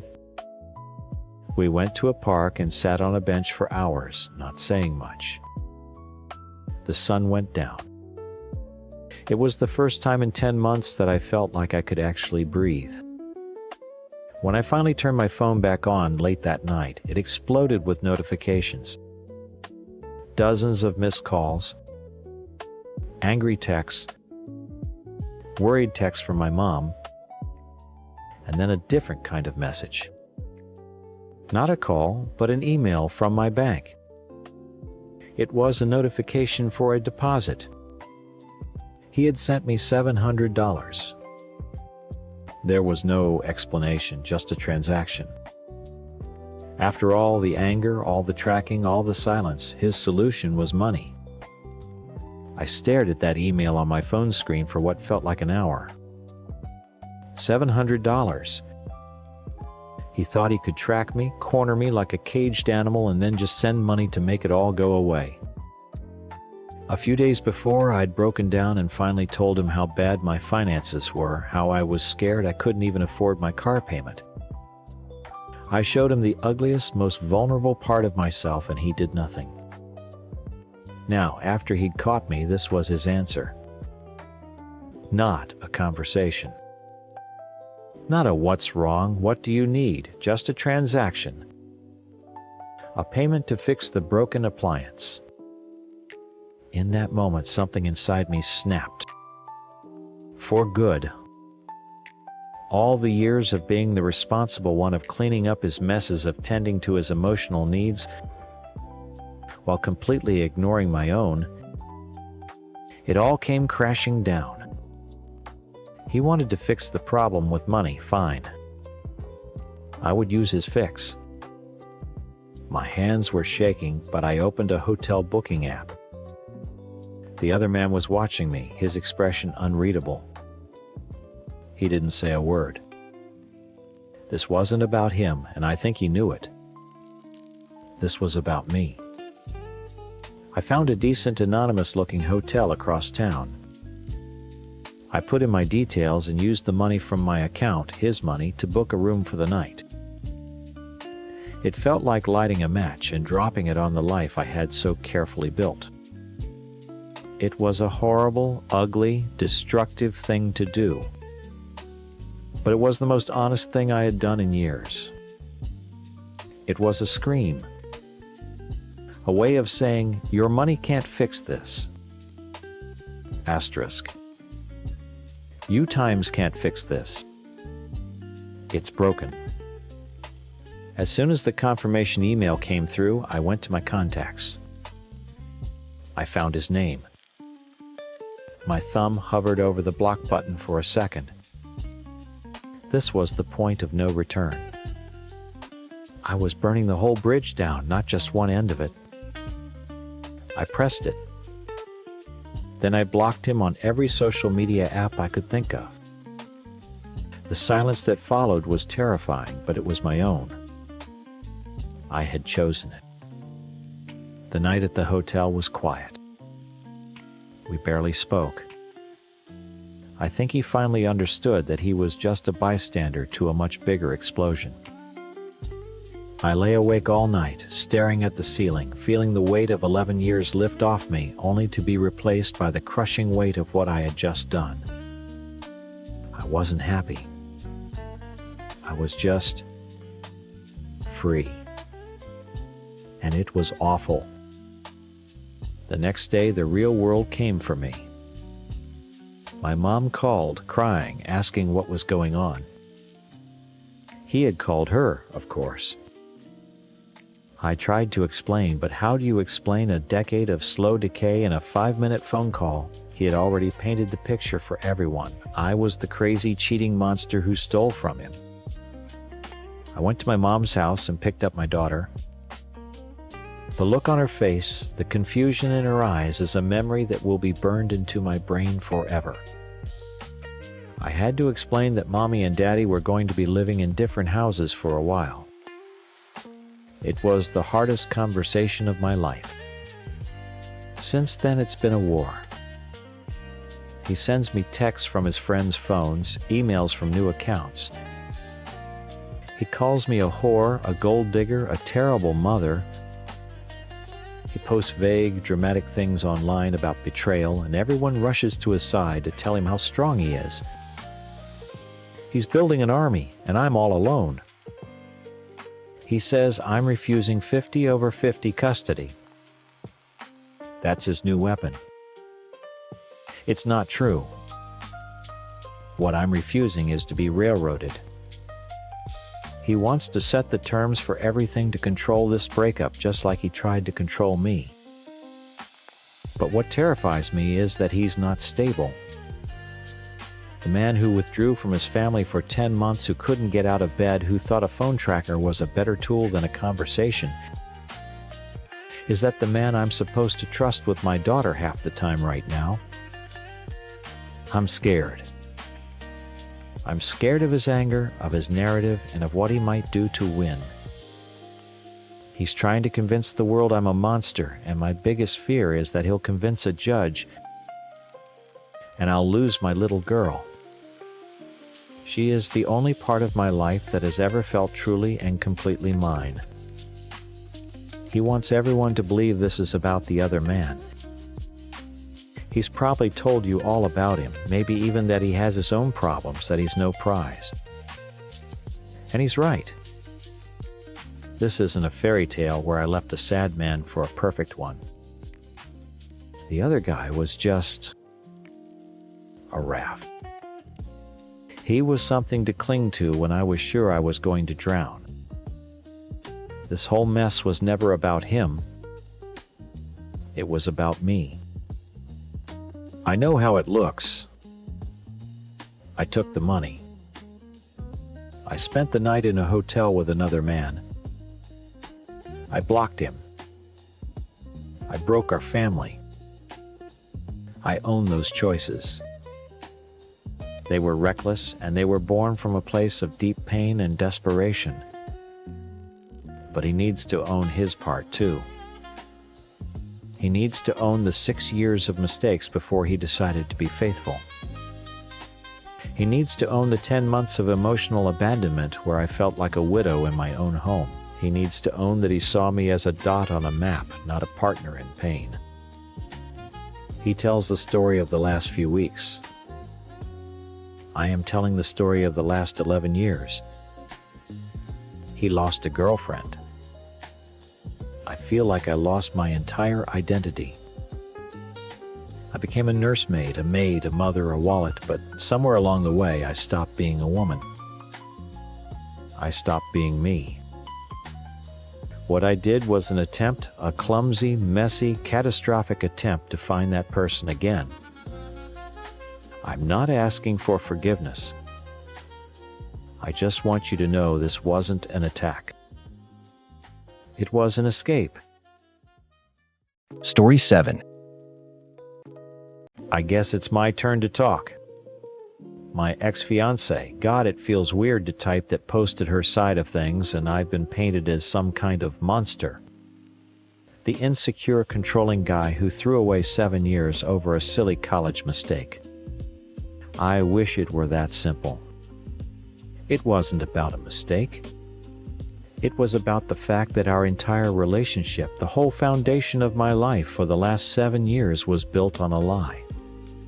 For 7 years, I thought our story was perfect. The kind of story you tell your kids. We knew each other in high school. We weren't together then, but there was always something there. We both knew it. We went to different colleges, but we stayed in touch. I waited. I wasn't a saint or anything, but in my head she was always the end game. When I finally worked up the nerve to officially ask her out to start what I thought was our real story, she turned me down. She said she couldn't make the date, that she was swamped with school. It stung, yeah. A lot. But I respected it. College is crazy, life gets in the way. I figured it was just bad timing.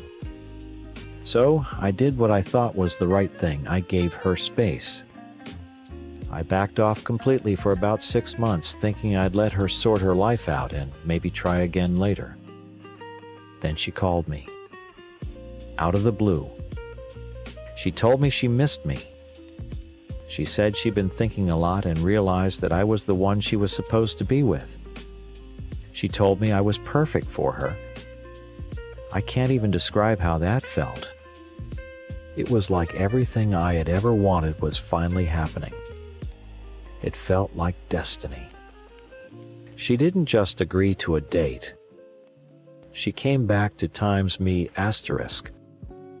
She had her space, saw what was out there, and she chose me. That moment became the cornerstone of everything. It was the rock I built my world on. Every time I looked at her, I saw the woman who knew my worth and came back for it. Our 7 years weren't just happy, they felt earned. They felt real. A few years ago, her ex from that time, a guy named Andy, showed up again. He was sending her nasty messages trying to mess with her head. She was scared and I was furious. I held her and told her that nothing and nobody could ever touch what we had. To prove it, to make her feel totally and completely safe and chosen, I proposed to her right then and there. I wanted her to know without a shadow of a doubt that she was my one and only choice. My first and last choice. I thought she felt the same way. I really truly did. Every memory, every laugh, every single I love you was built on that single beautiful idea she came back because she knew. Now I know she just came back because she was out of options. Our 7th anniversary party was supposed to be a celebration of that story. Our friends and family were all there. I was so proud walking around with my arm around her, showing off the woman who chose me. I felt like the luckiest man alive. Her best friend Ellie had a little too much champagne and came over to us laughing. She slung her arm around my fiancé's shoulders and said to me, "See, I told you Ryan was way better than Andy." I just smiled. I was confused, but I didn't think anything of it. I figured Andy was just some guy she'd dated before we got serious. I asked, "What do you mean?" And that's when it happened. Ellie, still laughing like she was telling the funniest story in the world, started talking. The words didn't connect at first. It was like listening to a story about two strangers. She talked about the night I had asked her out 7 years ago. The night she told me she was busy with school. She wasn't busy. She wasn't swamped with finals. On that exact same day, Andy, a guy she'd known for maybe 2 weeks, also asked her out. And she chose him. Ellie was rambling on about how they all thought it was so dramatic and romantic. Her having to choose between the safe, sweet boy from back home and the new, exciting college guy. She didn't just not make it to our date. She actively stood me up to go on a date with someone else. She chose a 5-minute walk to a guy's dorm she barely knew over 7 years of history with me. While I was at home nursing my bruised ego and telling myself it was just bad timing, she was starting a relationship with another man. The 6 months I spent giving her space weren't for her to focus on school. It was for her to date him. The music from the speakers turned into a dull buzzing sound in my ears. I could feel the blood drain from my face. Every piece of our history started clicking into place in the worst possible way. She didn't call me after 6 months because of some grand romantic realization. She called me after 6 months because that's when Andy broke up with her. I wasn't the destination. I was the bus station you go to when your car breaks down. I was the safe bet. The backup plan. The reliable guy she knew would be waiting for her after her real choice, her more exciting choice, fell through. I looked across the room at her, and for the first time in 7 years I didn't see the love of my life. I saw a stranger with a guilty look on her face. And in that moment, our entire life together felt like a cheap magic trick. I don't remember leaving the party. 1 minute I was standing there, the sound of music and laughter turning into a roar in my ears. And the next I was in my car, parked down the street from our apartment, gripping the steering wheel so hard my knuckles were white. The whole world had tilted on its axis. Every memory from the last 7 years was flashing through my mind, but now they were all warped and ugly.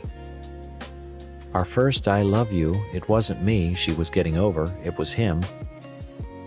The time I drove 3 hours in a snowstorm just to see her for an hour, I thought it was romantic. Now I realize I was just the guy trying harder because I was already in second place. Even the proposal. I did that to make her feel secure after Andy came back into the picture. The irony is so thick I could choke on it. I was trying to protect her from the guy she chose over me, and she just let me do it. She let me build our entire future on a sinkhole. When she finally came home from the party, her eyes were red and puffy. She started talking before she even shut the door, a rush of apologies and excuses. "Ryan, I'm so sorry. I should have told you. It was so long ago it didn't mean anything. I was just a stupid kid. I just held up a hand. I couldn't listen to it." "Was it true?" I asked. My voice was quiet dead. Ellie wasn't making it up. "On the day I asked you out, you chose to go out with him instead." She started crying harder. "Yes, but it meant nothing. I love times, you asterisk. What we have is real." "What do we have?" I shot back, the anger finally bubbling up. "What part is real? The part where you came running to me the second your exciting new guy kicked you to the curb. You didn't choose me. You settled for me. You let me believe I was your great love story when I was really just your consolation prize. She kept saying it didn't matter, that the last 7 years proved it didn't matter. But that was the whole point. It was the 7 years that made it matter so much. She had 7 years of chances to tell me the truth. 100, 1,000 different moments where she could have said, "Hey, there's something you should know about how we started." But she never did. She watched me love our origin story, tell it to our friends, build my entire sense of self-worth and our relationship around it, and she never said a word. She took my choice away. If I'd known the truth, then I would have told her to get lost. I deserved more than being someone's runner-up. The next few weeks were a special kind of hell.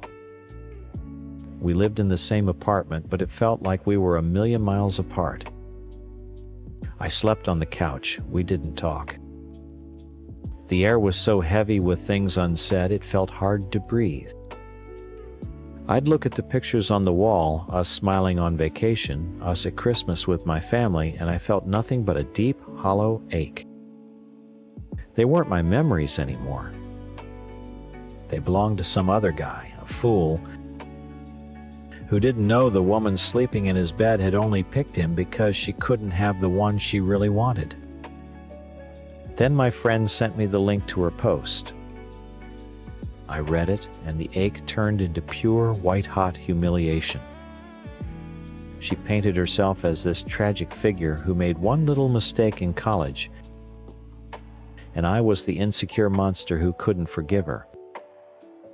Thousands of strangers were commenting, telling her she did nothing wrong, calling me fragile and controlling. A 7-year foundational lie reduced to a silly mistake. She wasn't sorry she lied. She was sorry she got caught. That's when I knew. The relationship I thought we had was already dead. It died at the party the second Ellie opened her mouth. You can't fix a crack in the foundation. You have to tear the whole house down and start over. I waited for her to get home from work. I told her to sit down. I was calm, which I think scared her more than the yelling. "The thing we had is over," I said, my voice flat. "It was built on a lie, and I can't live there anymore. It's poisoned." I took the ring off the little dish on the dresser where she'd left it and put it on the coffee table between us. This engagement is over. Our 7 years are over. They weren't real. She started to cry again to protest, but I kept going. "But I do love you. Or at least I love the woman I thought you were. And maybe she's still in there somewhere. So I'm going to give you a choice. The one you should have had 7 years ago, and the one I was never given. I looked her straight in the eye. We burn it all down. We go back to zero. We erase the board. We start again from the very beginning. No engagement. No shared history that makes me feel like a chump. We go on a first date. You can tell me how you just got out of a relationship with a guy named Andy. I can decide if I want to date a girl who is fresh on the rebound. We can be honest. Brutally, completely honest. She stared at me horrified. You want to throw away 7 years? They're already gone, I told her, my voice finally cracking. Don't you get it? They were never real for me. This isn't a punishment. It's the only way forward. It's the only way I'll ever be able to trust you again. It's a chance to build something that's actually real from the ground up, with no lies. I stood up, leaving the ring on the table. I need to be your deliberate, informed first choice, not your safety net. You can resent me for wanting to erase the time, or you can see this for what it is, the only chance we have. So you can choose. You can choose me for real this time, knowing everything. Or you can walk away. The choice is yours. Story 8. I guess I'm the bad guy now. My wife would tell you I'm a monster, a liar who threw away an 8-year marriage for someone else. She's not wrong about the liar part, but she's got the timeline all mixed up. Our marriage didn't die this week. It died 18 years ago. I'm just the one who finally had to bury it. We were 20 years old when it happened. 20. I was so stupid in love I couldn't see straight. She was everything to me. My first real love, the person I was building my entire future around. We had our first kid and another was on the way. Then the bomb dropped. It wasn't just a one-night mistake. She had been sleeping with her ex-boyfriend for 1.5 years. 1.5 years. Say that out loud. 18 months. For 1.5 years, she would kiss me goodnight, tell me she loved me, and then go meet him. For 1.5 years, she looked me in the eye and lied. And when that ended, there was another guy, an online thing. The trust wasn't just broken. It was ground into dust and scattered. It never came back. She tells everyone I forgave her. That's a nice, clean word for a very messy thing. I didn't forgive her. Forgiveness is for people who still have a partnership. I made a business decision. We had kids. I wasn't going to tear their world apart because of her. So I made her sign an agreement. It laid out exactly what would happen if we divorced. She would get less, I would get more. It wasn't about the money. I never wanted the money. It was a leash. It was a physical document that said, "You broke this. You don't get to pretend it's whole again." From that day on, our marriage was an arrangement. She just didn't want to admit it. She thinks we had an awesome marriage for the next decade. What we had was my Oscar-winning performance. I played the part of the perfect husband. I got her into rehab and helped her stay clean. I encouraged her hobbies, bought her art supplies, told her how talented she was. I planned the family vacations, I remembered the anniversaries, I did all the things a good husband is supposed to do. It was easier to play the part than to face the cold, empty space where my love used to be. I was building a beautiful house for our kids, but the foundation was rotten to the core. They deserved a stable home, and I was going to give it to them, even if it cost me my own soul. Then she got sick. About 7 years ago, uterine cancer. The day the doctor told us, she looked at me and saw tears in my eyes. She thought they were for her. She thought, he really loves me. He's scared of losing me. I was crying, but not for her. I was crying for me. I saw my prison sentence just get extended for life. The weight of my duty of this role I was playing was about to double. The escape I dreamed of was now impossible. How can you leave a sick wife? You can't. You become a saint or a monster, and I chose to play the saint. For 6 months I took care of her. I changed her dressings, I cooked her meals, I drove her to every appointment. I held her when she was weak and told her everything would be okay. Every single day was a new kind of hell. I'd bring her a bowl of soup with a smile on my face while screaming on the inside. She wasn't my wife anymore. She was my patient, my responsibility. Every kind word I said, every gentle touch felt like another nail hammering my own coffin shut. I met Sarah at work a few years after that. It wasn't planned. I wasn't looking for an affair, I was just looking for a person. We started talking during coffee breaks. Simple stuff. Work movies, complaining about the boss. And she laughed at my stupid jokes. She actually listened when I spoke. For the first time in more than 10 years, a woman looked at times me, times not at the character I was playing. I wasn't the husband or the dad. I was just a man. And I felt seen. The secret Facebook account wasn't about being sneaky. It was the only place on earth I could take the mask off. It was the only place I could be myself. We would message for hours.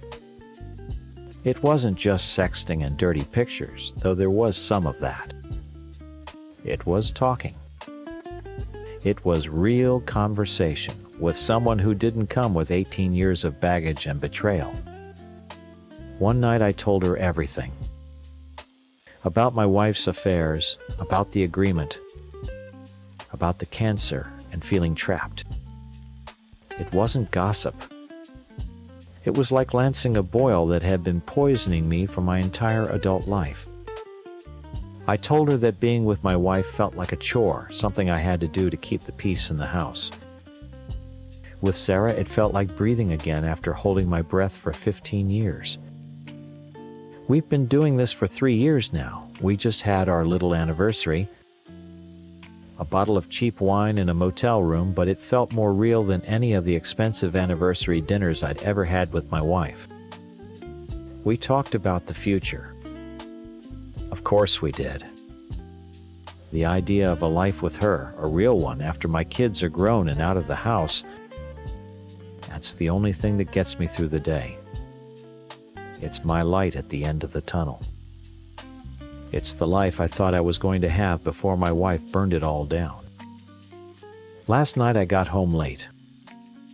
I was tired, but Sarah and I were messaging back and forth.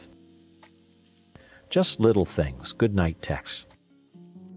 I put my phone on the nightstand, plugged it in, and rolled over. My wife was already asleep, a soft, even rhythm to her breathing. I kissed her on the forehead, a habit nothing more, and closed my eyes.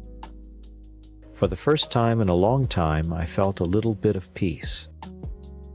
I fell asleep, dreaming of a future that finally felt possible, completely unaware of the storm that was about to break. The next morning, the peace was gone. The air in the room was thick and heavy, like right before a thunderstorm. I opened my eyes, and she was already awake, sitting on the edge of the bed with her back to me. Her shoulders were shaking just slightly. I knew. I didn't know how I knew, but the lie detector that's been wired into my gut for 18 years was screaming. I did what I always do. I played my part. I sat up, reached over, and put my hand on her shoulder. You okay? She flinched, pulling away from my touch like I had burned her. She didn't turn around. "Just a bad night's sleep," she mumbled. It was a lie, and we both knew it. After so many years of pretending what was one more morning, I got up, got ready for work, and kissed her on the forehead before I left. It was like kissing a marble statue. Cold, hard, and empty. The whole drive to work, my stomach was in knots. I knew the show was coming to an end. I just didn't know when the curtain would fall. It fell at 3:15 p.m.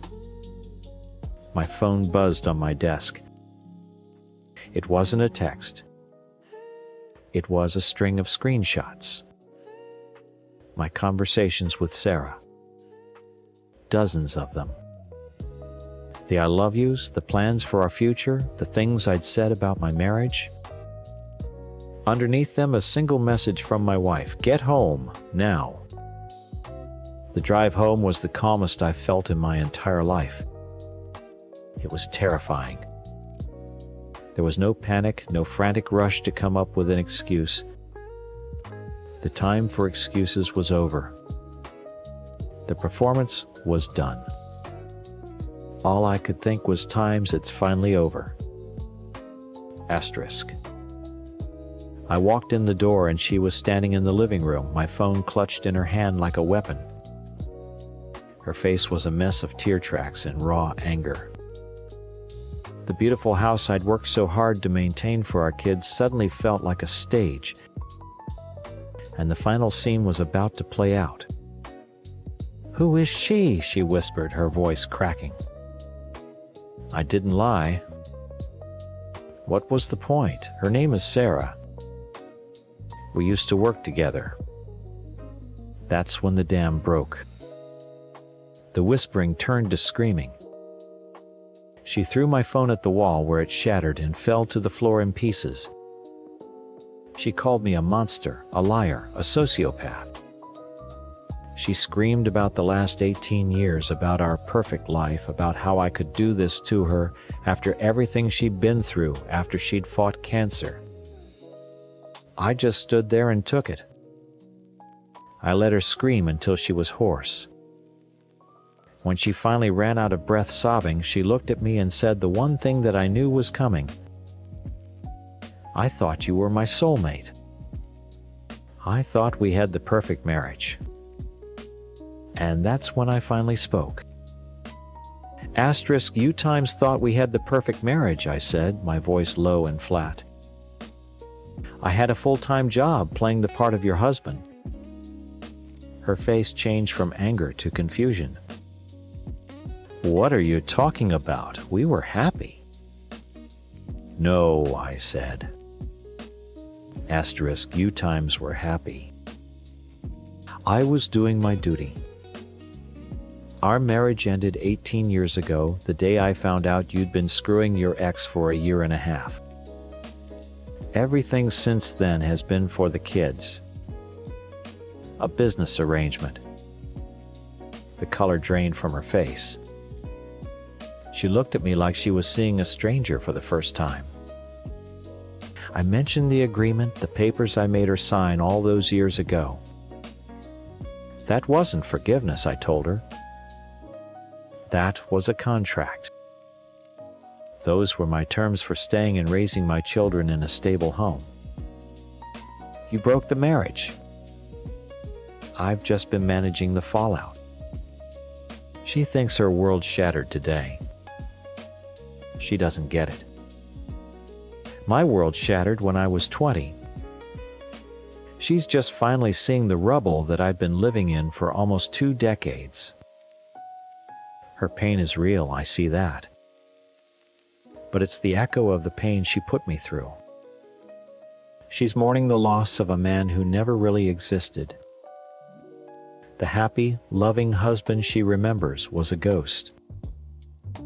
A character I put on every morning and took off every night when I was alone. The last few weeks have been hell on earth. We're living in the same house, but it's a cold war of slammed doors and whispered angry conversations when the kids are out. She cries constantly. She begs. She asks me what she can do to fix it. How do you explain to someone that you can't fix something that has been dead for 18 years? She's terrified of being alone, but I've been alone in this marriage since the beginning. I told Sarah everything, of course. I called her the night it all blew up. She was scared, but she was steady. She asked me what I was going to do. And for the first time, I had an honest answer. I'm getting a divorce. My wife has brought up counseling. She wants to try to rebuild. Rebuild what? A lie. I told her no.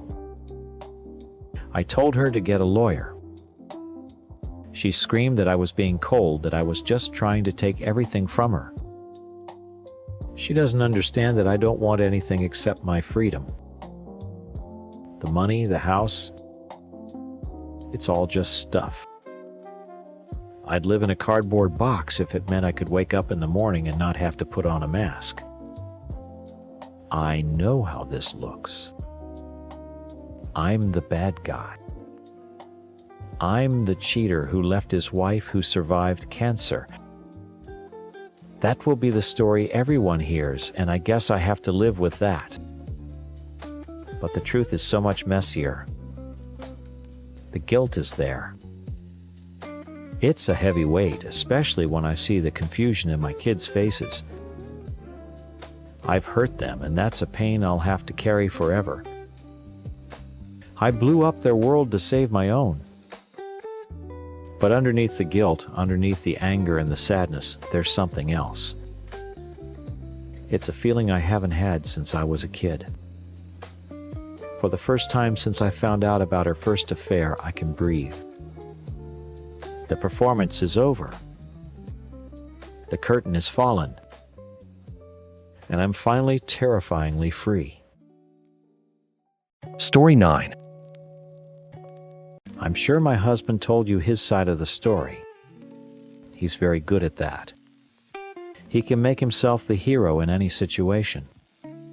The hard-working husband, the betrayed victim, the loving father who had to save his children from their terrible mother. I'm the villain, I know. I'm the one who cheated. I'm the one who lied. I own that. But stories are never that simple, are they? He probably told you we had a good marriage with the usual ups and downs. From his side, I guess that's true. The ups were when he was home. He'd bring expensive gifts from his business trips, play with the kids in the yard for a weekend, and we'd feel like a normal family. The downs for him were probably just jet lag. For me, the downs were the other 90% of our life. The long, silent weeks when he was in a different country, a different time zone. The school plays I had to record for him, the parent-teacher conferences I went to alone. The fevers I stayed up all night with the scraped knees I bandaged. I wasn't his partner. I was the full-time manager of the life he paid for. And the money was always the first thing he brought up. If I ever dared to say I was lonely, or that the kids missed him, it was always the same response. Do you know how hard I worked for all of this? It made me feel so small and ungrateful. So I stopped complaining. I just swallowed it.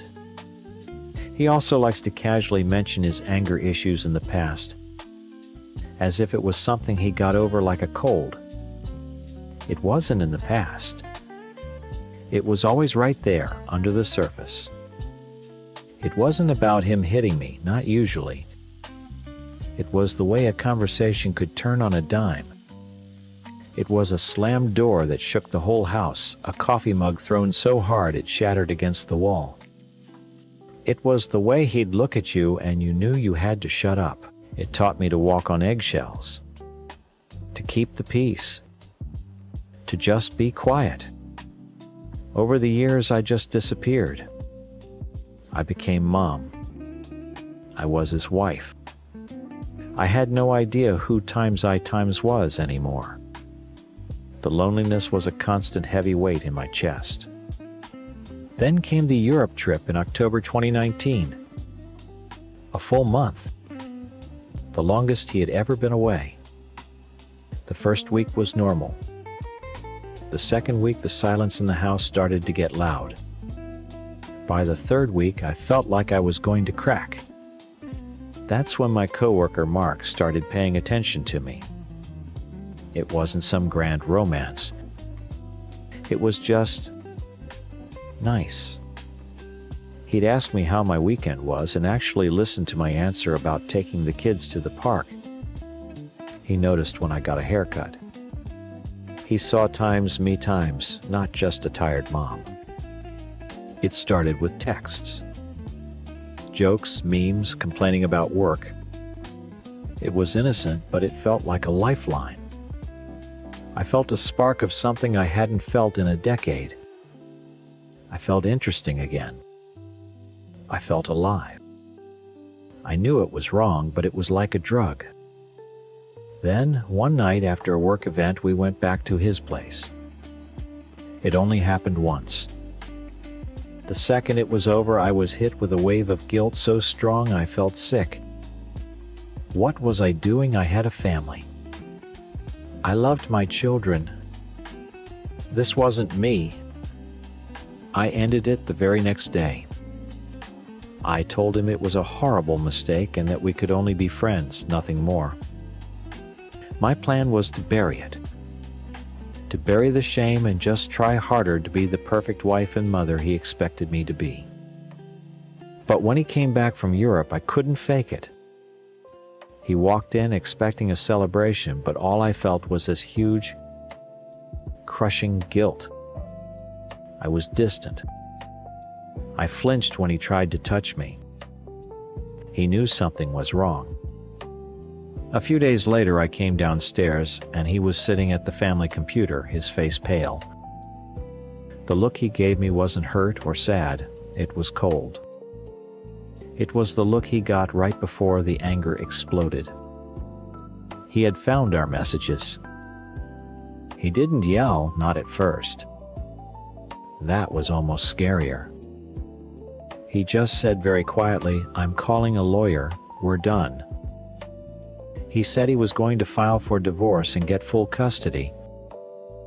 He said no judge in the world would let kids stay with a cheating mother like me. He was going to take my children. My entire world collapsed in that 1 second. The man I had spent my life with wasn't trying to fix us. He was trying to destroy me. Panic took over. It wasn't rational. It was pure animal fear. He was walking to the door to leave, to go stay at a hotel, and start the process of taking my kids away from me. I ran in front of him and started yelling for the kids. They came running, scared by the look on my face. And I did the most terrible thing I have ever done in my life. I looked at my children with tears streaming down my face, and I told them their father was leaving us because he had been seeing someone else. It was a monstrous lie. I twisted the truth into a weapon because I saw him doing the same thing. He was using my mistake to take everything from me, so I used a lie to make him stay. In that moment, I felt like I had no other choice. It was the only way I could think of to stop him from walking out that door and leaving me with nothing. It worked. He stopped in his tracks, his face a mask of shock and rage. He saw the way the kids were looking at him, how they ran to me. He couldn't leave. He couldn't be the bad guy. He called his lawyer and told him to hold off. He agreed to stay. For a few hours, I felt a sick sense of relief. I had stopped the bleeding. I thought maybe, just maybe, this was the rock bottom we had to hit to start climbing back up. I was so wrong. He stayed in the house, but the man I knew was gone. He moved into the guest room that night. He'd speak to me only when he had to, short-clipped sentences. He still played with the kids, but he looked right through me. The anger never went away. It just went quiet. And when he looked at me, his eyes weren't filled with hurt anymore. They were filled with something else, something cold and patient. I had trapped him, and he was going to make sure I knew that every single second of every single day. I had won the battle, but I slowly started to realize that he had just started a whole new war. That next year was a special kind of hell. We lived in the same house, but we were 1,000,000 miles apart. He was a ghost in the halls, a stranger who sat at the other end of the dinner table and asked the kids about their day while looking straight through me. The warmth was gone, replaced by a permanent, chilling cold. All his anger, which used to explode out of him in a terrifying storm, had gone quiet. It was worse. It was a patient, simmering rage that I could feel every time he was in the room. He was punishing me, and he was taking his time. He would try to act normal for the kids. He even tried to be a husband sometimes. He'd come into our bedroom, my bedroom now, and try to touch me. He'd lean in for a kiss, and I'd have to force myself not to recoil. My skin would crawl. How could he look at me with such contempt all day and then expect to be intimate at night? It wasn't about love or forgiveness. It felt like a test. Like he was trying to see if I would still perform my duties as a wife. I was filled with so much disgust for myself and so much resentment toward him that I couldn't bear his touch. Each rejection just seemed to fuel that quiet, cold fire in his eyes. He wasn't trying to fix us. He was collecting evidence. He was biding his time. The night it all ended, he came into my room and said we needed to talk. I knew from his tone this wasn't going to be a real conversation.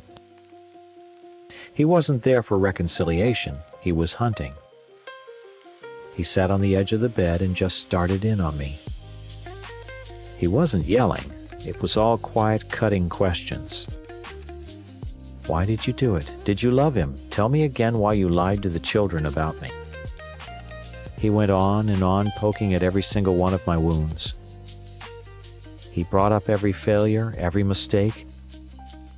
He kept circling back to the kids, how I had poisoned them against him, how I had used them. He was goading me, pushing me, and I could feel something snapping inside. A year of walking on eggshells, of sleeping with an enemy, of drowning in my own guilt and shame, while he watched me with those dead, hateful eyes. It all just came boiling to the surface. I finally screamed. I screamed all the ugly, horrible things I'd been holding in. Yes, I slept with him. Yes, I lied. I lied because you were going to leave. You were going to take my children and destroy me over one mistake. My voice was raw. I was sobbing and yelling at the same time. The dam had broken. He just sat there watching me. Then he asked, his voice still calm, why I wouldn't sleep with him. Why I pushed him away. And I said the thing he was waiting for. Because I can't stand you touching me, because you look at me like I'm garbage. Go find someone else to have sex with. I don't care. You're already gone anyway. It was like I had handed a murderer the perfect weapon. I saw a flicker of something in his eyes. It was victory. He just got up and left the room without another word. I collapsed on the bed, shaking, thinking it was just the worst fight we'd ever had. I had no idea he had been holding his phone the whole time, recording everything. A few days later, he called a family meeting. He sat the kids down on the living room sofa with me on the armchair. My stomach was in knots. I thought he was finally going to tell them he was leaving for good. It was so much worse than that. He took out his phone and said, "Your mom and I had a talk the other night. I think it's important you hear it." And then he pressed play. I heard my own voice, shrill and ugly, with rage echoing in the quiet room. I heard myself screaming that I had an affair. I heard myself confessing that I had lied to them, that I had made him the villain just to stop him from leaving.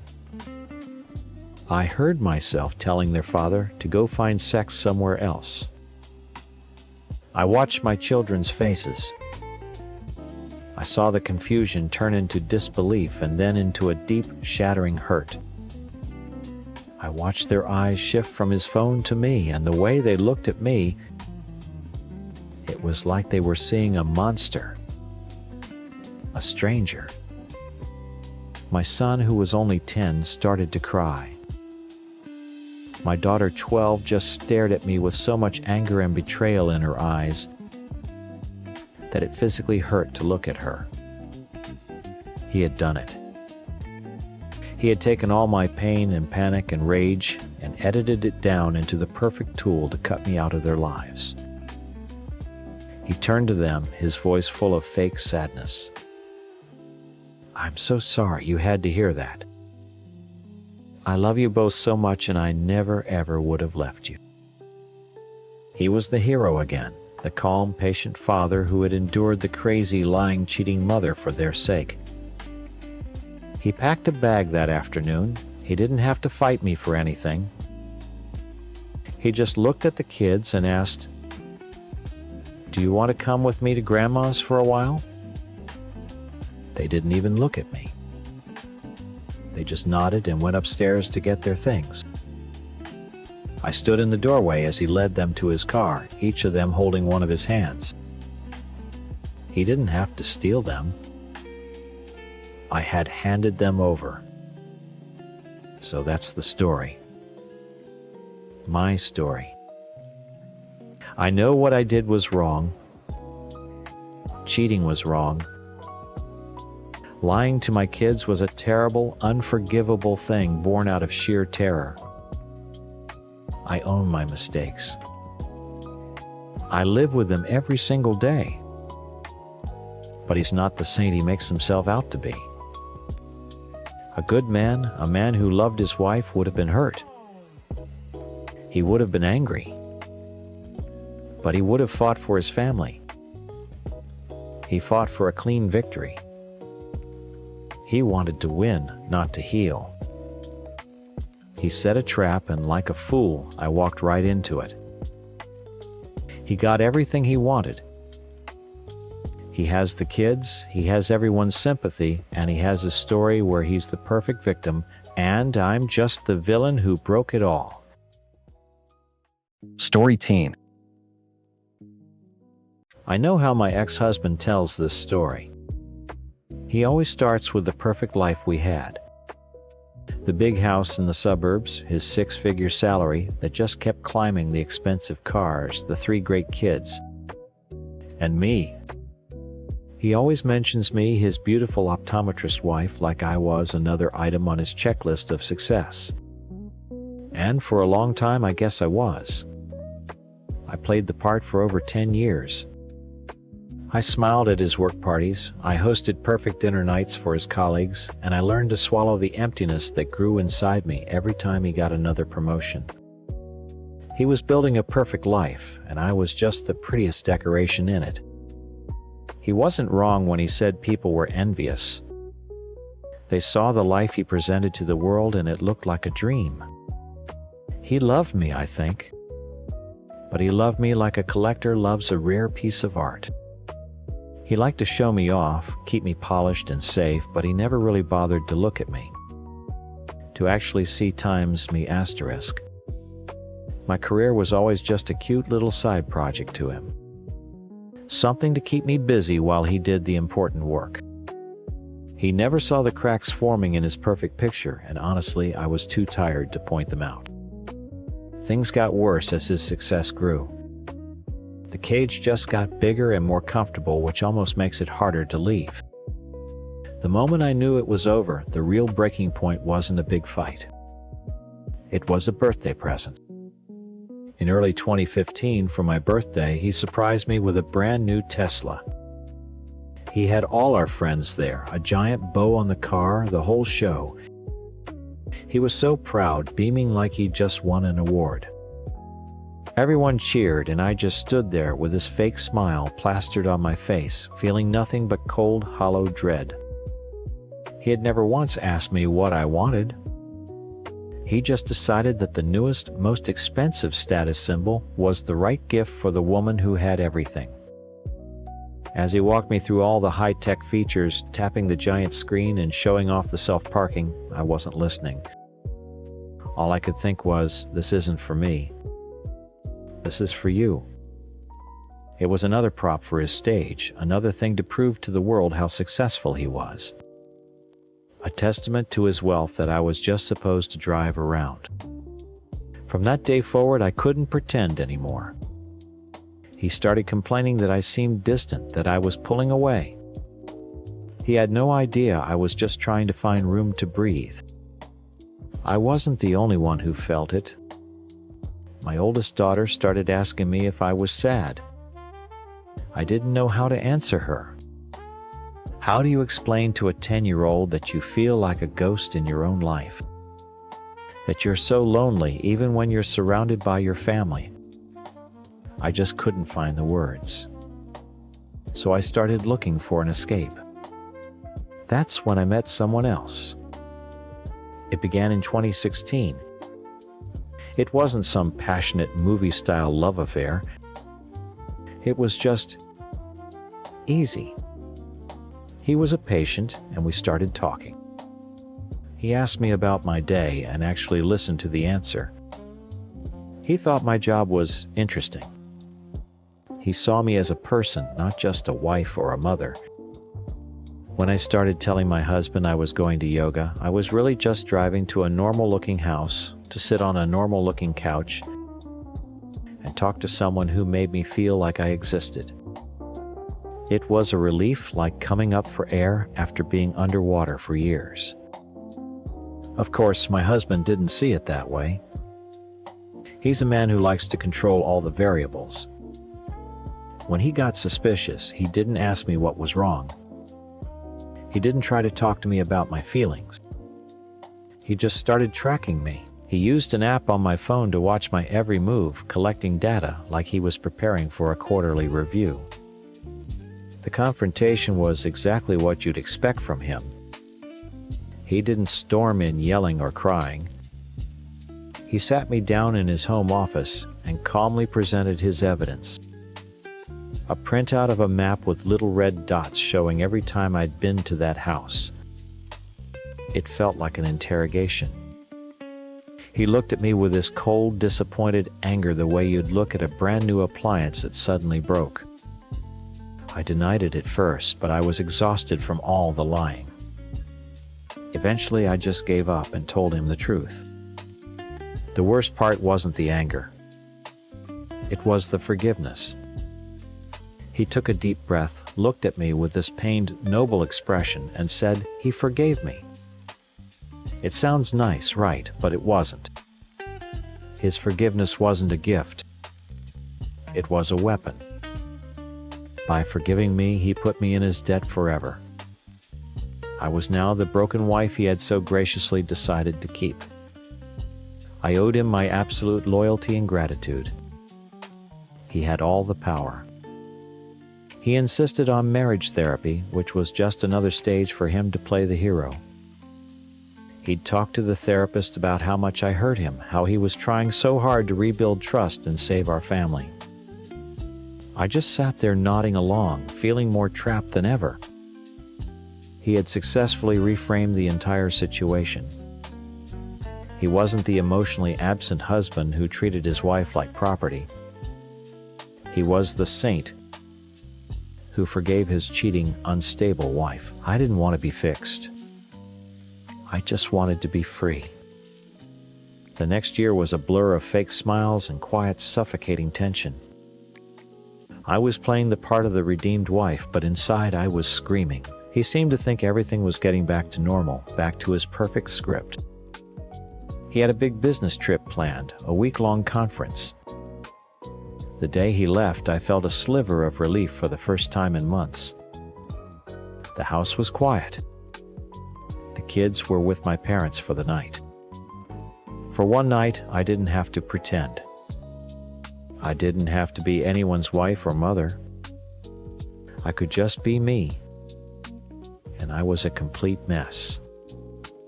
I opened a bottle of wine and then another. I don't even know what I was thinking. I just wanted to feel something, anything besides numb. I wanted to smash the perfect picture so badly that it could never be put back together. I made a few stupid calls. It was reckless. It was self-destructive. It was a mistake. I woke up the next morning with a pounding headache and a deep sense of shame. But the house was still quiet. He wasn't due back for 3 more days. I had time. Time to clean up, to pull myself together, to shove the ugliness back down and put the mask back on before he came home. I was lying in bed trying to piece together the blurry memories from the night before when I heard it. The familiar quiet hum of a Tesla pulling into the garage. My blood ran cold. I looked at the clock. It was 9 in the morning. He wasn't supposed to be here. He was home early. The sound of the garage door was followed by the soft click of the kitchen door opening downstairs. I didn't move. My heart was a drum against my ribs so loud I was sure he could hear it from the first floor. Footsteps. Not angry, stomping footsteps. Just his normal measured pace. Coming up the stairs. Each step was a countdown. My mind went blank with panic. I looked at the 2 guys still passed out in my bed and felt a wave of nausea. This wasn't me. Who was this person? The bedroom door opened. He didn't gasp. He didn't scream. He just stood there for a second, his carry-on bag still in his hand. He took in the scene. Me sitting up clutching the sheets. The empty wine bottles on the nightstand.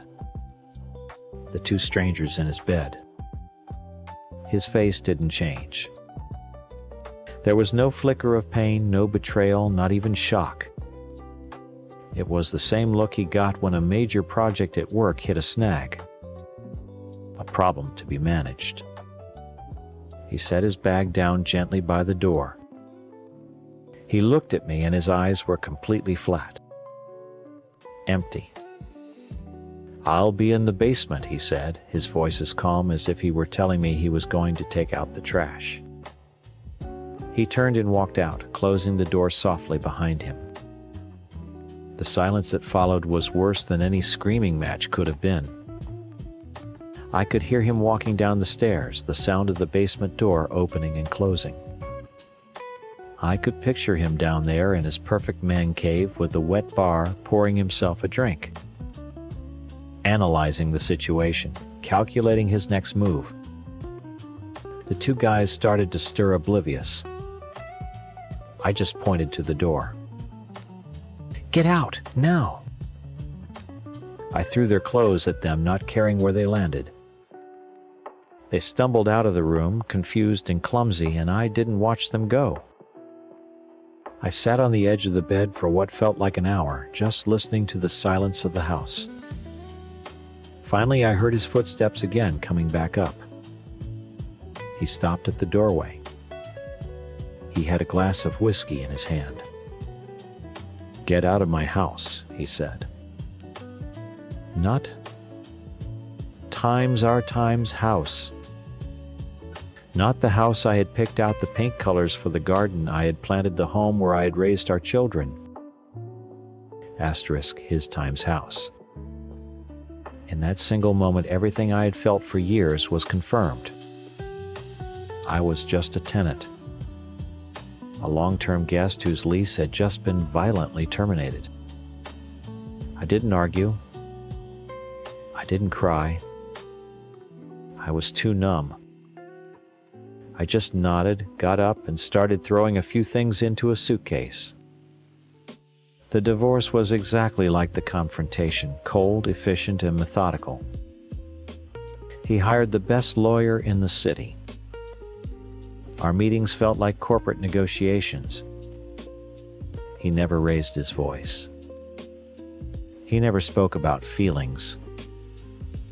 It was all about assets, custody, schedules, and division of property.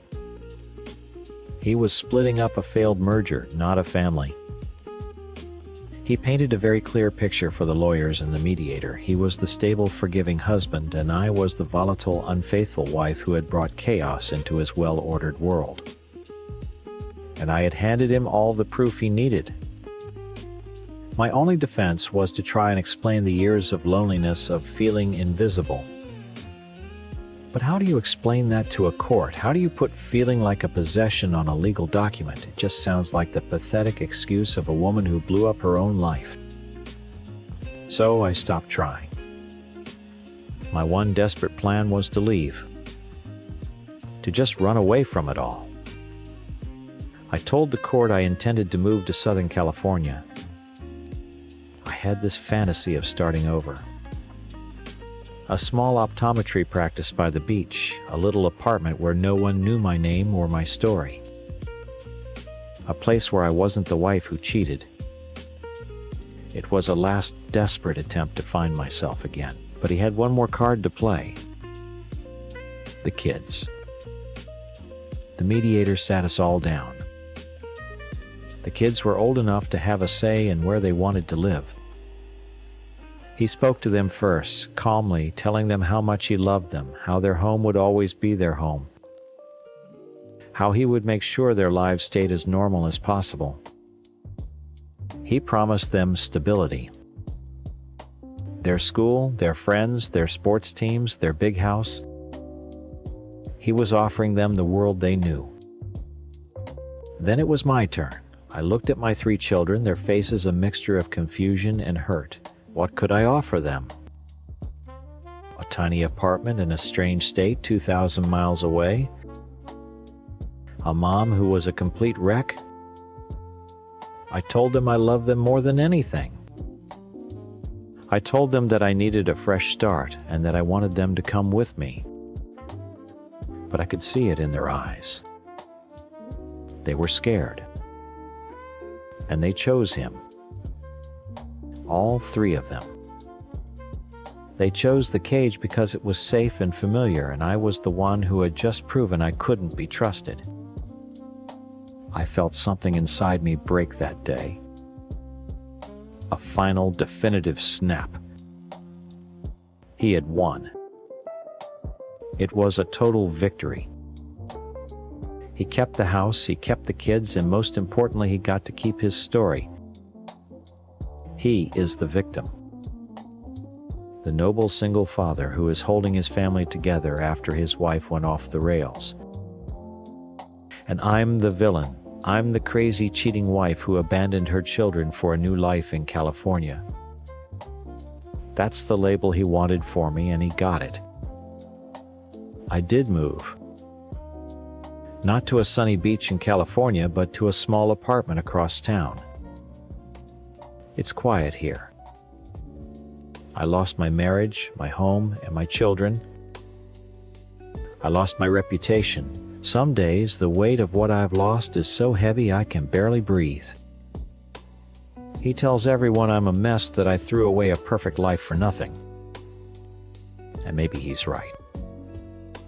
But as I sit here in this small, empty apartment with nothing left of that perfect life, I realize something he never will. I may have lost everything, but at least I'm no longer one of his possessions. Story 11. I'm the wife. The one who had the affair. I know what you all think of me because I've read my husband's side of the story. I'm a monster, a liar, the woman who destroyed her best friend. And you're not wrong. But you don't know why. You don't know what it's like to slowly disappear inside your own life. My husband, let's call him Ben, and I were everything to each other. We grew up together. He was the boy who shared his lunch with me in 3rd grade and the man who held my hand while I cried over my dad's funeral. He was my home. The problem was, he was never there. His job in remote logistics meant he was gone for weeks, sometimes months at a time. I was so proud of him, of how hard he worked for us, but the pride didn't keep me warm at night. The silence in our house was the loudest thing I'd ever heard. At first I filled it. I'd call friends, blast music, take up new hobbies. But after a few years, the silence won. It seeped into the walls.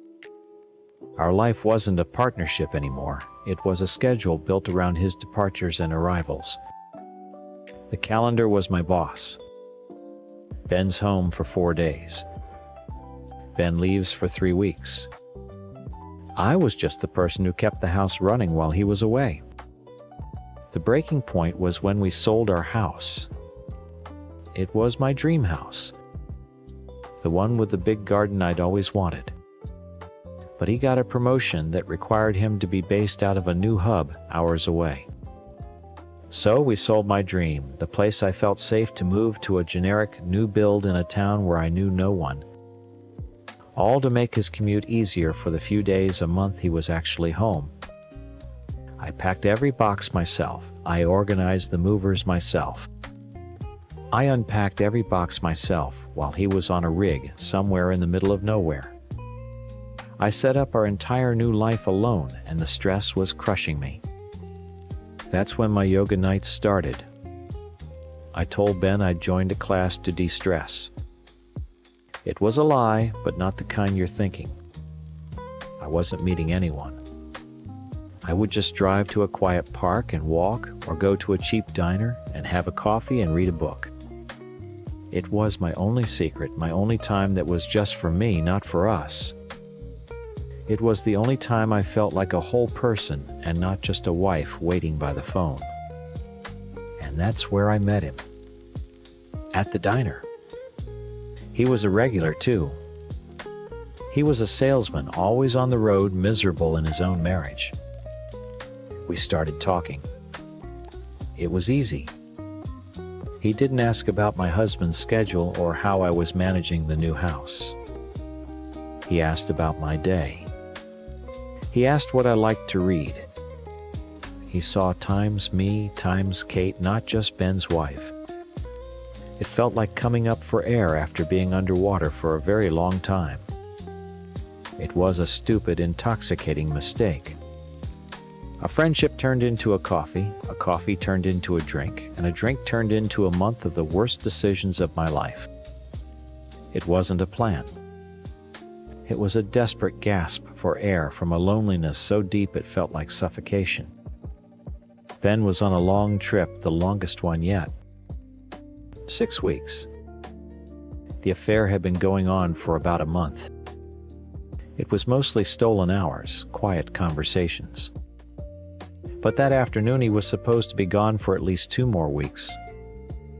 The house was mine. The empty rooms felt like they were mocking me. For just one afternoon I wanted to feel desired in my own home. I wanted to feel alive in the bed where I usually just felt alone. It was reckless. I know that. I invited him over. I had no idea Ben came home early. No clue he was standing outside looking through our bedroom window. After that day he went away again and I didn't suspect a thing. But then his texts changed.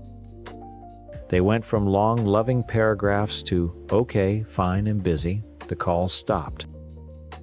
Our 10th anniversary was coming up, a weekend trip we'd been planning for a year. We'd booked this gorgeous non-refundable honeymoon suite at a beach resort. A few days before we were supposed to go, he texted me. Something came up at a remote site. Have to go. Rain check on the anniversary. My heart sank. Another cancellation, another planned sacrifice for his job. It was normal, but it hurt more this time. I was disappointed, but I was also a little relieved. I felt so guilty, and the thought of pretending to be the perfect happy wife for a whole weekend was making me sick. I texted back, suggesting I could take my friend Karen instead so the expensive room wouldn't go to waste. His reply came back almost instantly. "Don't worry about it. Already gave the reservation to Matt and Jen." Matt is his brother. Jen is his sister-in-law, my sister-in-law, who has never liked me. The thought of them in Times Our Time Suite on Times Our Times anniversary. It was so cold. It felt less like a practical decision and more like a punishment. But a punishment for what he couldn't know. There was no way he could know. I tried to shake it off, but a knot of dread started twisting in my stomach. The paranoia was a constant low hum under my skin. I kept sending him texts. "I miss you so much. I love you, can't wait for you to be home." I wasn't just saying it to cover my tracks. It was true. The affair was a symptom of my loneliness, not a cure for my marriage. I loved my husband, but I was breaking under the weight of our life, and he was never here long enough to see the cracks forming. The day he was finally supposed to come home, I was a wreck. I cleaned the house from top to bottom, made his favorite dinner.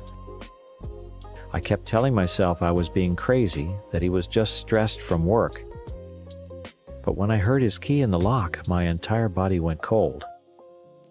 He walked in and dropped his duffel bag on the floor. He didn't smile. He didn't say hello. He just looked at me. His eyes weren't tired from a long trip. They were completely hollow, like someone had scooped out everything that used to be there. The smell of his favorite dinner filled the silent room between us, and my world started to collapse. "Kate," he said, his voice flat and dead, "we need to talk." My mouth went dry. Those 4 words spoken in that dead voice were a death sentence. Every lie I had ever told myself, every justification evaporated. All that was left was the raw, sickening terror of being caught. "What is it? What's wrong?" I asked, my voice barely a whisper. I tried to keep it casual, but my hands were shaking. He didn't answer. He just walked past me into the living room and sat on the edge of the sofa. He looked like a stranger in our own home. I followed him, my feet feeling like lead. "Ben, you're scaring me." That day I came home early. He started, his eyes fixed on a spot on the wall. "The day before our anniversary trip. What were you doing?" My mind raced frantically, searching for a story that would fit. A lie that would stick. Panic is a stupid, clumsy thing. It makes you say anything to stop the pain. I skipped yoga," I stammered. "I wasn't feeling well. I just stayed home and rested." He finally looked at me, and there was no anger in his eyes, just a deep, crushing disappointment that was so much worse. "Try again, Kate." The dam was starting to break. I was drowning and grabbing for anything. Okay, I said, tears starting to well up in my eyes. There was a guy. The guy I told you about from the diner. He came over. He tried to kiss me, but I swear I pushed him away. Nothing happened, Ben, I swear. He let out a short, bitter laugh that sounded like breaking glass. Nothing happened. I saw you, Kate. I saw you through the window. In our bed. In the bed we bought together. And that was it. The world didn't just collapse. It detonated. The air was sucked out of my lungs. There was nothing left to say except the whole ugly truth. It all came pouring out of me, the month-long affair, the lies, the loneliness that I used as an excuse. Each word I spoke felt like I was physically stabbing him and myself. Watching his face crumble, watching the man I'd loved since I was a child completely shatter because of me is the single worst moment of my life. I had destroyed my best friend. The silence after my confession was absolute. It was the sound of our marriage dying. Then he stood up and walked to the kitchen counter, picking up my phone. He held it out to me. "Call her," he said, his voice shaking with a rage he could no longer contain. "Who?" I whispered, already knowing the answer. "His wife. You're going to call his wife and you're going to tell her exactly what you did." I deserved it. I deserved every second of the horror that followed. I dialed the number, my fingers fumbling. She answered on the second ring, her voice cheerful. Hearing her so happy and unaware made me want to vomit. I stumbled through the words, telling the stranger that I had been sleeping with her husband. Her cheerful voice turned to confusion, then to fear, then to a quiet, choked disgust. She put her husband on the phone. The man who had made me feel so seen, so alive, was suddenly a pathetic, whining coward. He denied everything at first, until I told him Ben was standing right next to me. His whole story fell apart. In that moment I saw it all for what it was. My grand escape from loneliness wasn't some tragic romance.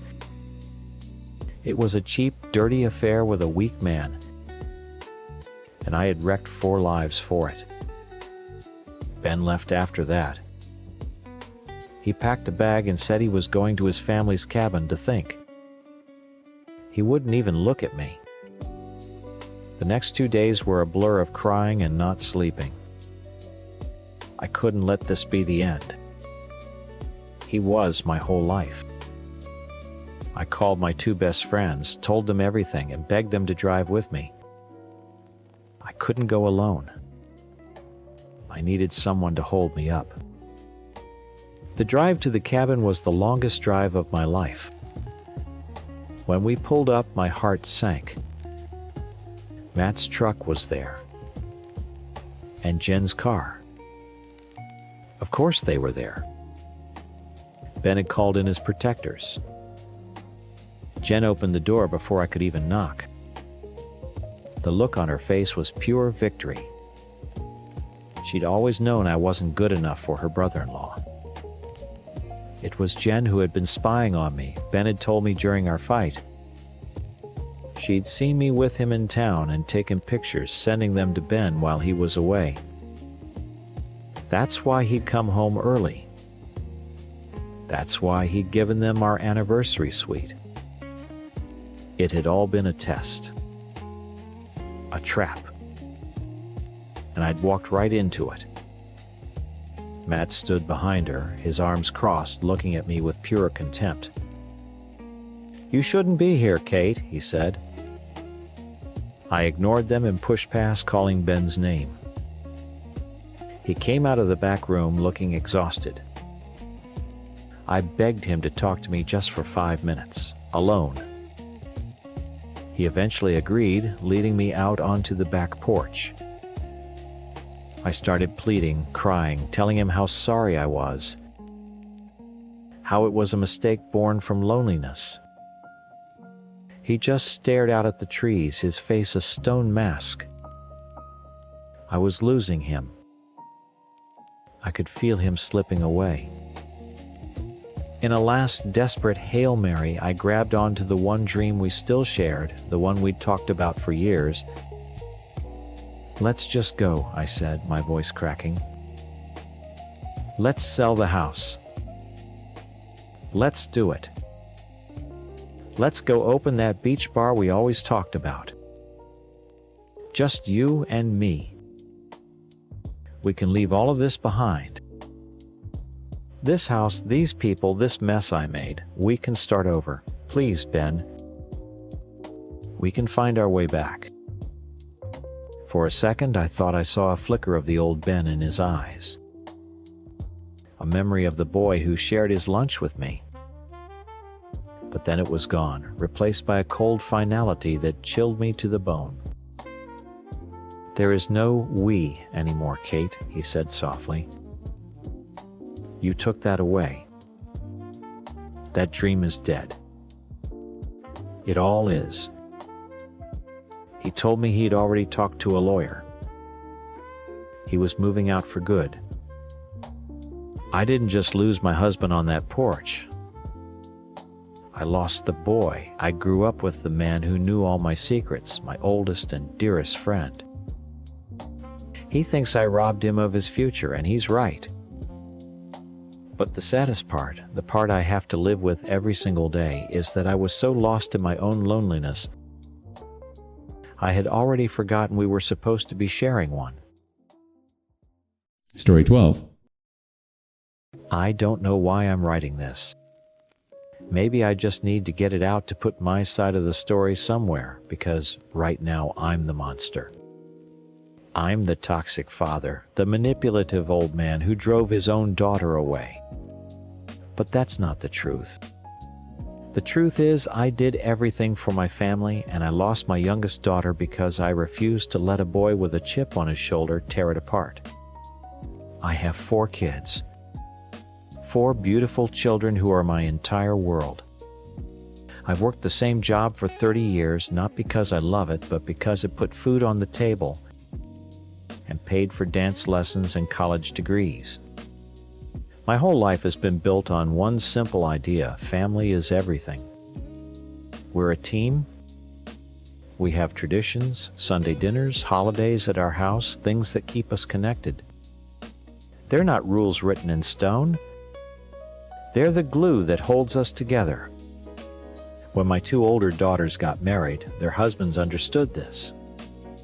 Before they proposed, each of them came to my house, sat in my living room, and asked for my blessing. They were nervous, and I respected that. It's not about me giving away my daughter like she's property. My girls are smart, strong women who make their own choices. The gesture is about respect. It's a man saying, I want to join your family, and I honor the role you've had in raising the woman I love. It's how you show you understand that you're not just getting a wife. You're becoming part of something bigger. Both times I shook their hands, called them my sons, and we celebrated. That's how it's supposed to work. Then my youngest, my baby girl, started dating her boyfriend. I'll call him Kevin. And honestly, for the first couple of years, I really liked Kevin. He was smart, had a good job, and seemed to make my daughter incredibly happy. I welcomed him with open arms. He was at every Thanksgiving, every Christmas, every birthday party. He ate at my table, laughed at my stupid jokes, and I treated him like he was already one of my own. I thought he saw how we were. I thought he got it. I found out I was wrong with a single phone call. It was my daughter screaming with joy. Dad, we're engaged. For a second, my heart soared. And then it crashed. I was happy for her, of course I was. But as she went on about the ring and how he proposed, a cold, heavy feeling settled in my gut. He hadn't called me. He hadn't sent a text. Nothing. After years of being welcomed into our home, he couldn't make a 5-minute phone call to show a little respect for me or our family's traditions. It felt like a deliberate insult. A slap in the face. I tried to handle it calmly. I explained to my daughter why I was hurt. It wasn't about control, it was about respect. She didn't get it. She said it was old-fashioned. I knew it wasn't her. It was him in her ear, telling her I was some kind of dinosaur. So I tried to make it easy. I tried to build a bridge. I told her, "Listen, I have an idea. Let's just fix this. I'll pay for a big fancy dinner for all of us. We'll go to that steakhouse he loves. I'll buy the expensive wine. We'll celebrate the engagement, and at some point he can just say a few words and we'll call it a day. We can put it behind us and start fresh." It was a peace offering. I was trying to give him an easy way to make things right so we could all move forward as a united family. I thought it was a perfect solution, but he refused. My daughter called me back and she was crying. She said Kevin told her my offer was offensive. He said he'd read an article about a woman being stoned to death in Pakistan for disobeying her father, and that my request was basically the same thing. He compared a simple family tradition, a sign of respect, to an honor killing. That's when I knew. This wasn't about old-fashioned versus modern. This was about him. He was arrogant, and he was intentionally painting me as a villain to isolate my daughter. He wanted her all to himself without the family she grew up with. He was drawing a line and forcing her to choose a side. That was a choice I couldn't let him make for our family. If he was going to disrespect us so profoundly, we couldn't just smile and pretend it was okay. I told my wife, my other kids, and my extended family what happened. I told them that we couldn't in good conscience celebrate a marriage that began with such a blatant act of disrespect to our entire family. It was one of the hardest decisions of my life, but I felt I had to protect our family's dignity. If we let this go, what would be next? So we didn't go to the wedding. My heart was broken. My wife cried for a week straight. My oldest daughter, Sarah, who also didn't attend, tried to reason with her sister, but it was no use. Only one of my daughters, my middle child, caved and went. The rest of the family stood with us. We spent that Saturday in silence, thinking about the empty chair at what should have been a happy family event. After the wedding, things got colder. My wife, bless her heart, kept trying. She'd send my daughter cards on holidays or birthdays, just letting her know about a family barbecue or a christening. Just little notes to say, "We love you, we miss you, you still belong here."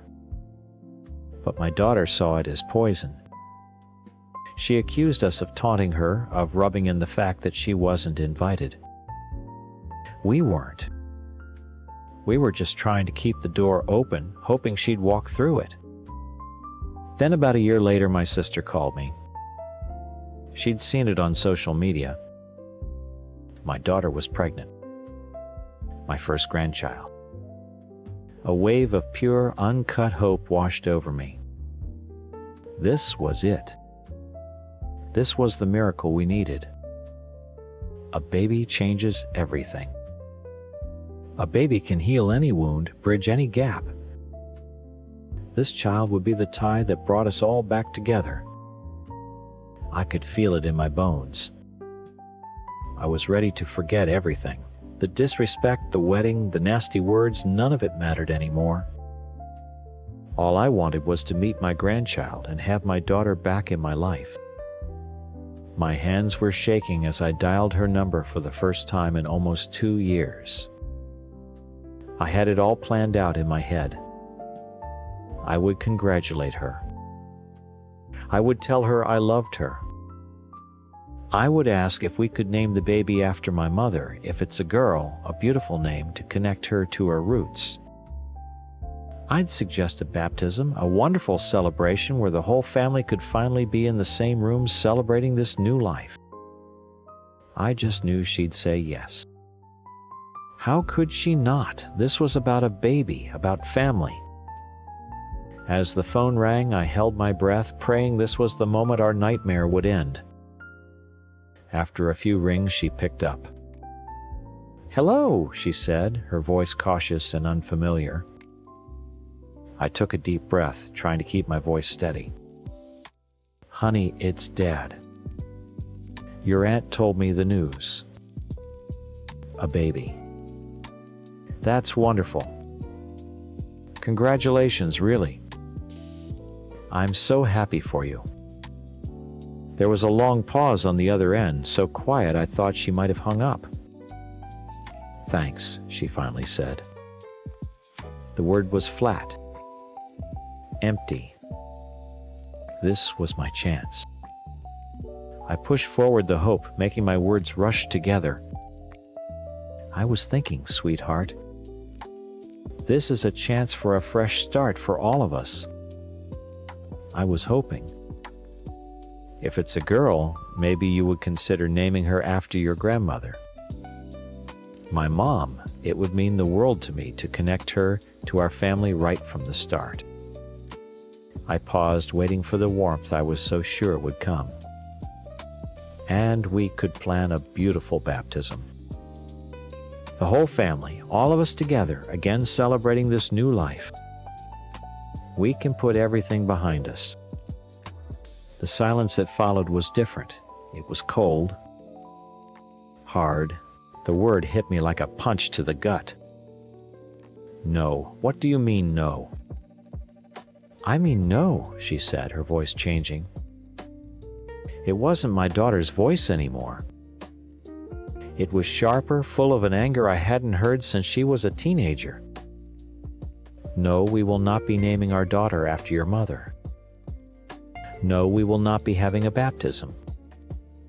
And no, you will not be a part of this baby's life. What are you talking about? I stammered, my vision starting to swim. This is my grandchild. You made your choice when you refused to come to my wedding, she spat. You tried to control me then, and you're trying to control me now with this baby. You're toxic. You're a manipulator, and I will not have that around my child. You are not to contact me again. You are not invited into my daughter's life. Not now, not ever. Goodbye. And then the click. I stood there in the kitchen, the phone still pressed to my ear, listening to the dial tone. I couldn't move. I couldn't breathe. My wife came in and saw my face, and she knew. She took the phone from my hand and just held me while I fell apart. He had done it. He had finally and completely severed her from us. He had won. A week later, Kevin started calling. My number, my wife's number. He'd leave calm, polite voicemails. I really think we should all talk. I want to find a way to move forward for the sake of the baby. It was sick. It was a victory lap. He wasn't trying to make peace. He was calling to remind me that he was in charge. He held all the cards, my daughter, my grandchild, and he wanted me to know it. After the third call, I finally picked up. What do you want, Kevin? I asked, my voice low. I just want what's best for everyone, he said, that smooth, reasonable tone that I now knew was completely fake. I want my child to know her grandparents. The rage that had been simmering inside me for 2 years boiled over. Don't you dare, I snarled. Don't you dare pretend you're the good guy here. You did this. You systematically poisoned my daughter against her own family because your ego couldn't handle showing a little respect. You got what you wanted. You have her all to yourself. So please enjoy your prize and have the decency to leave us alone to grieve. I hung up before he could respond. He stopped calling after that. The next few months were the darkest of my life. The silence from my daughter was absolute. My wife walked around like a ghost in our own home. Some nights she'd turn to me in bed and whisper, "Did we do the right thing? Maybe we should have just gone." I didn't have an answer for her. standing on principle felt hollow when my house was so quiet. Our other kids tried their best. They'd call, they'd visit, but there was always this giant hole where their sister used to be. Holidays were a joke. We'd sit around the big dining room table and everyone would stare at her empty chair. We found out about the birth from a text message sent by my middle daughter, the one who went to the wedding. She's the only one who still has any contact. The message just said times. She had the baby. A girl. Everyone is healthy. Asterisk, that was it. No name, no weight, no picture. Just a sterile announcement like a news report. A few days later, my sister found a picture online. My daughter had posted it. She was in a hospital bed looking exhausted but glowing, holding this tiny, perfect little baby wrapped in a pink blanket. Kevin had his arm around her, smiling at the camera with a look of pure triumph. And I saw in his eyes the same arrogance from the day he refused my peace offering. He was smiling because he knew he had it all. I look at that picture every day. I saved it to my phone. My granddaughter has my daughter's nose and her dark hair. I wonder what her laugh sounds like. I wonder if she'll ever know she has a grandfather who thinks about her from the moment he wakes up to the moment he falls asleep. People will say I'm stubborn. They'll say I should have just swallowed my pride and gone to the wedding. Maybe they're right. But what they don't understand is that it was never about my pride. It was about seeing a man deliberately isolate the woman I love, my daughter, and knowing that if I didn't stand up for our family at that first moment of disrespect, I would lose her piece by piece anyway. It was a test, and he made sure we failed. My actions had the exact opposite effect of what I wanted. I acted to keep my family whole, and my choices are the reason it's broken. I live with that irony every single day. I see my wife's sadness, I feel the distance between my other kids, and I know I am the one who drew the line in the sand. But I drew it to protect us. He just convinced my daughter to cross it. I don't know if I'll ever hold my grandchild. I don't know if my daughter will ever speak to me again. I lost everything, all because I believed that family and the respect that holds it together was something worth fighting for.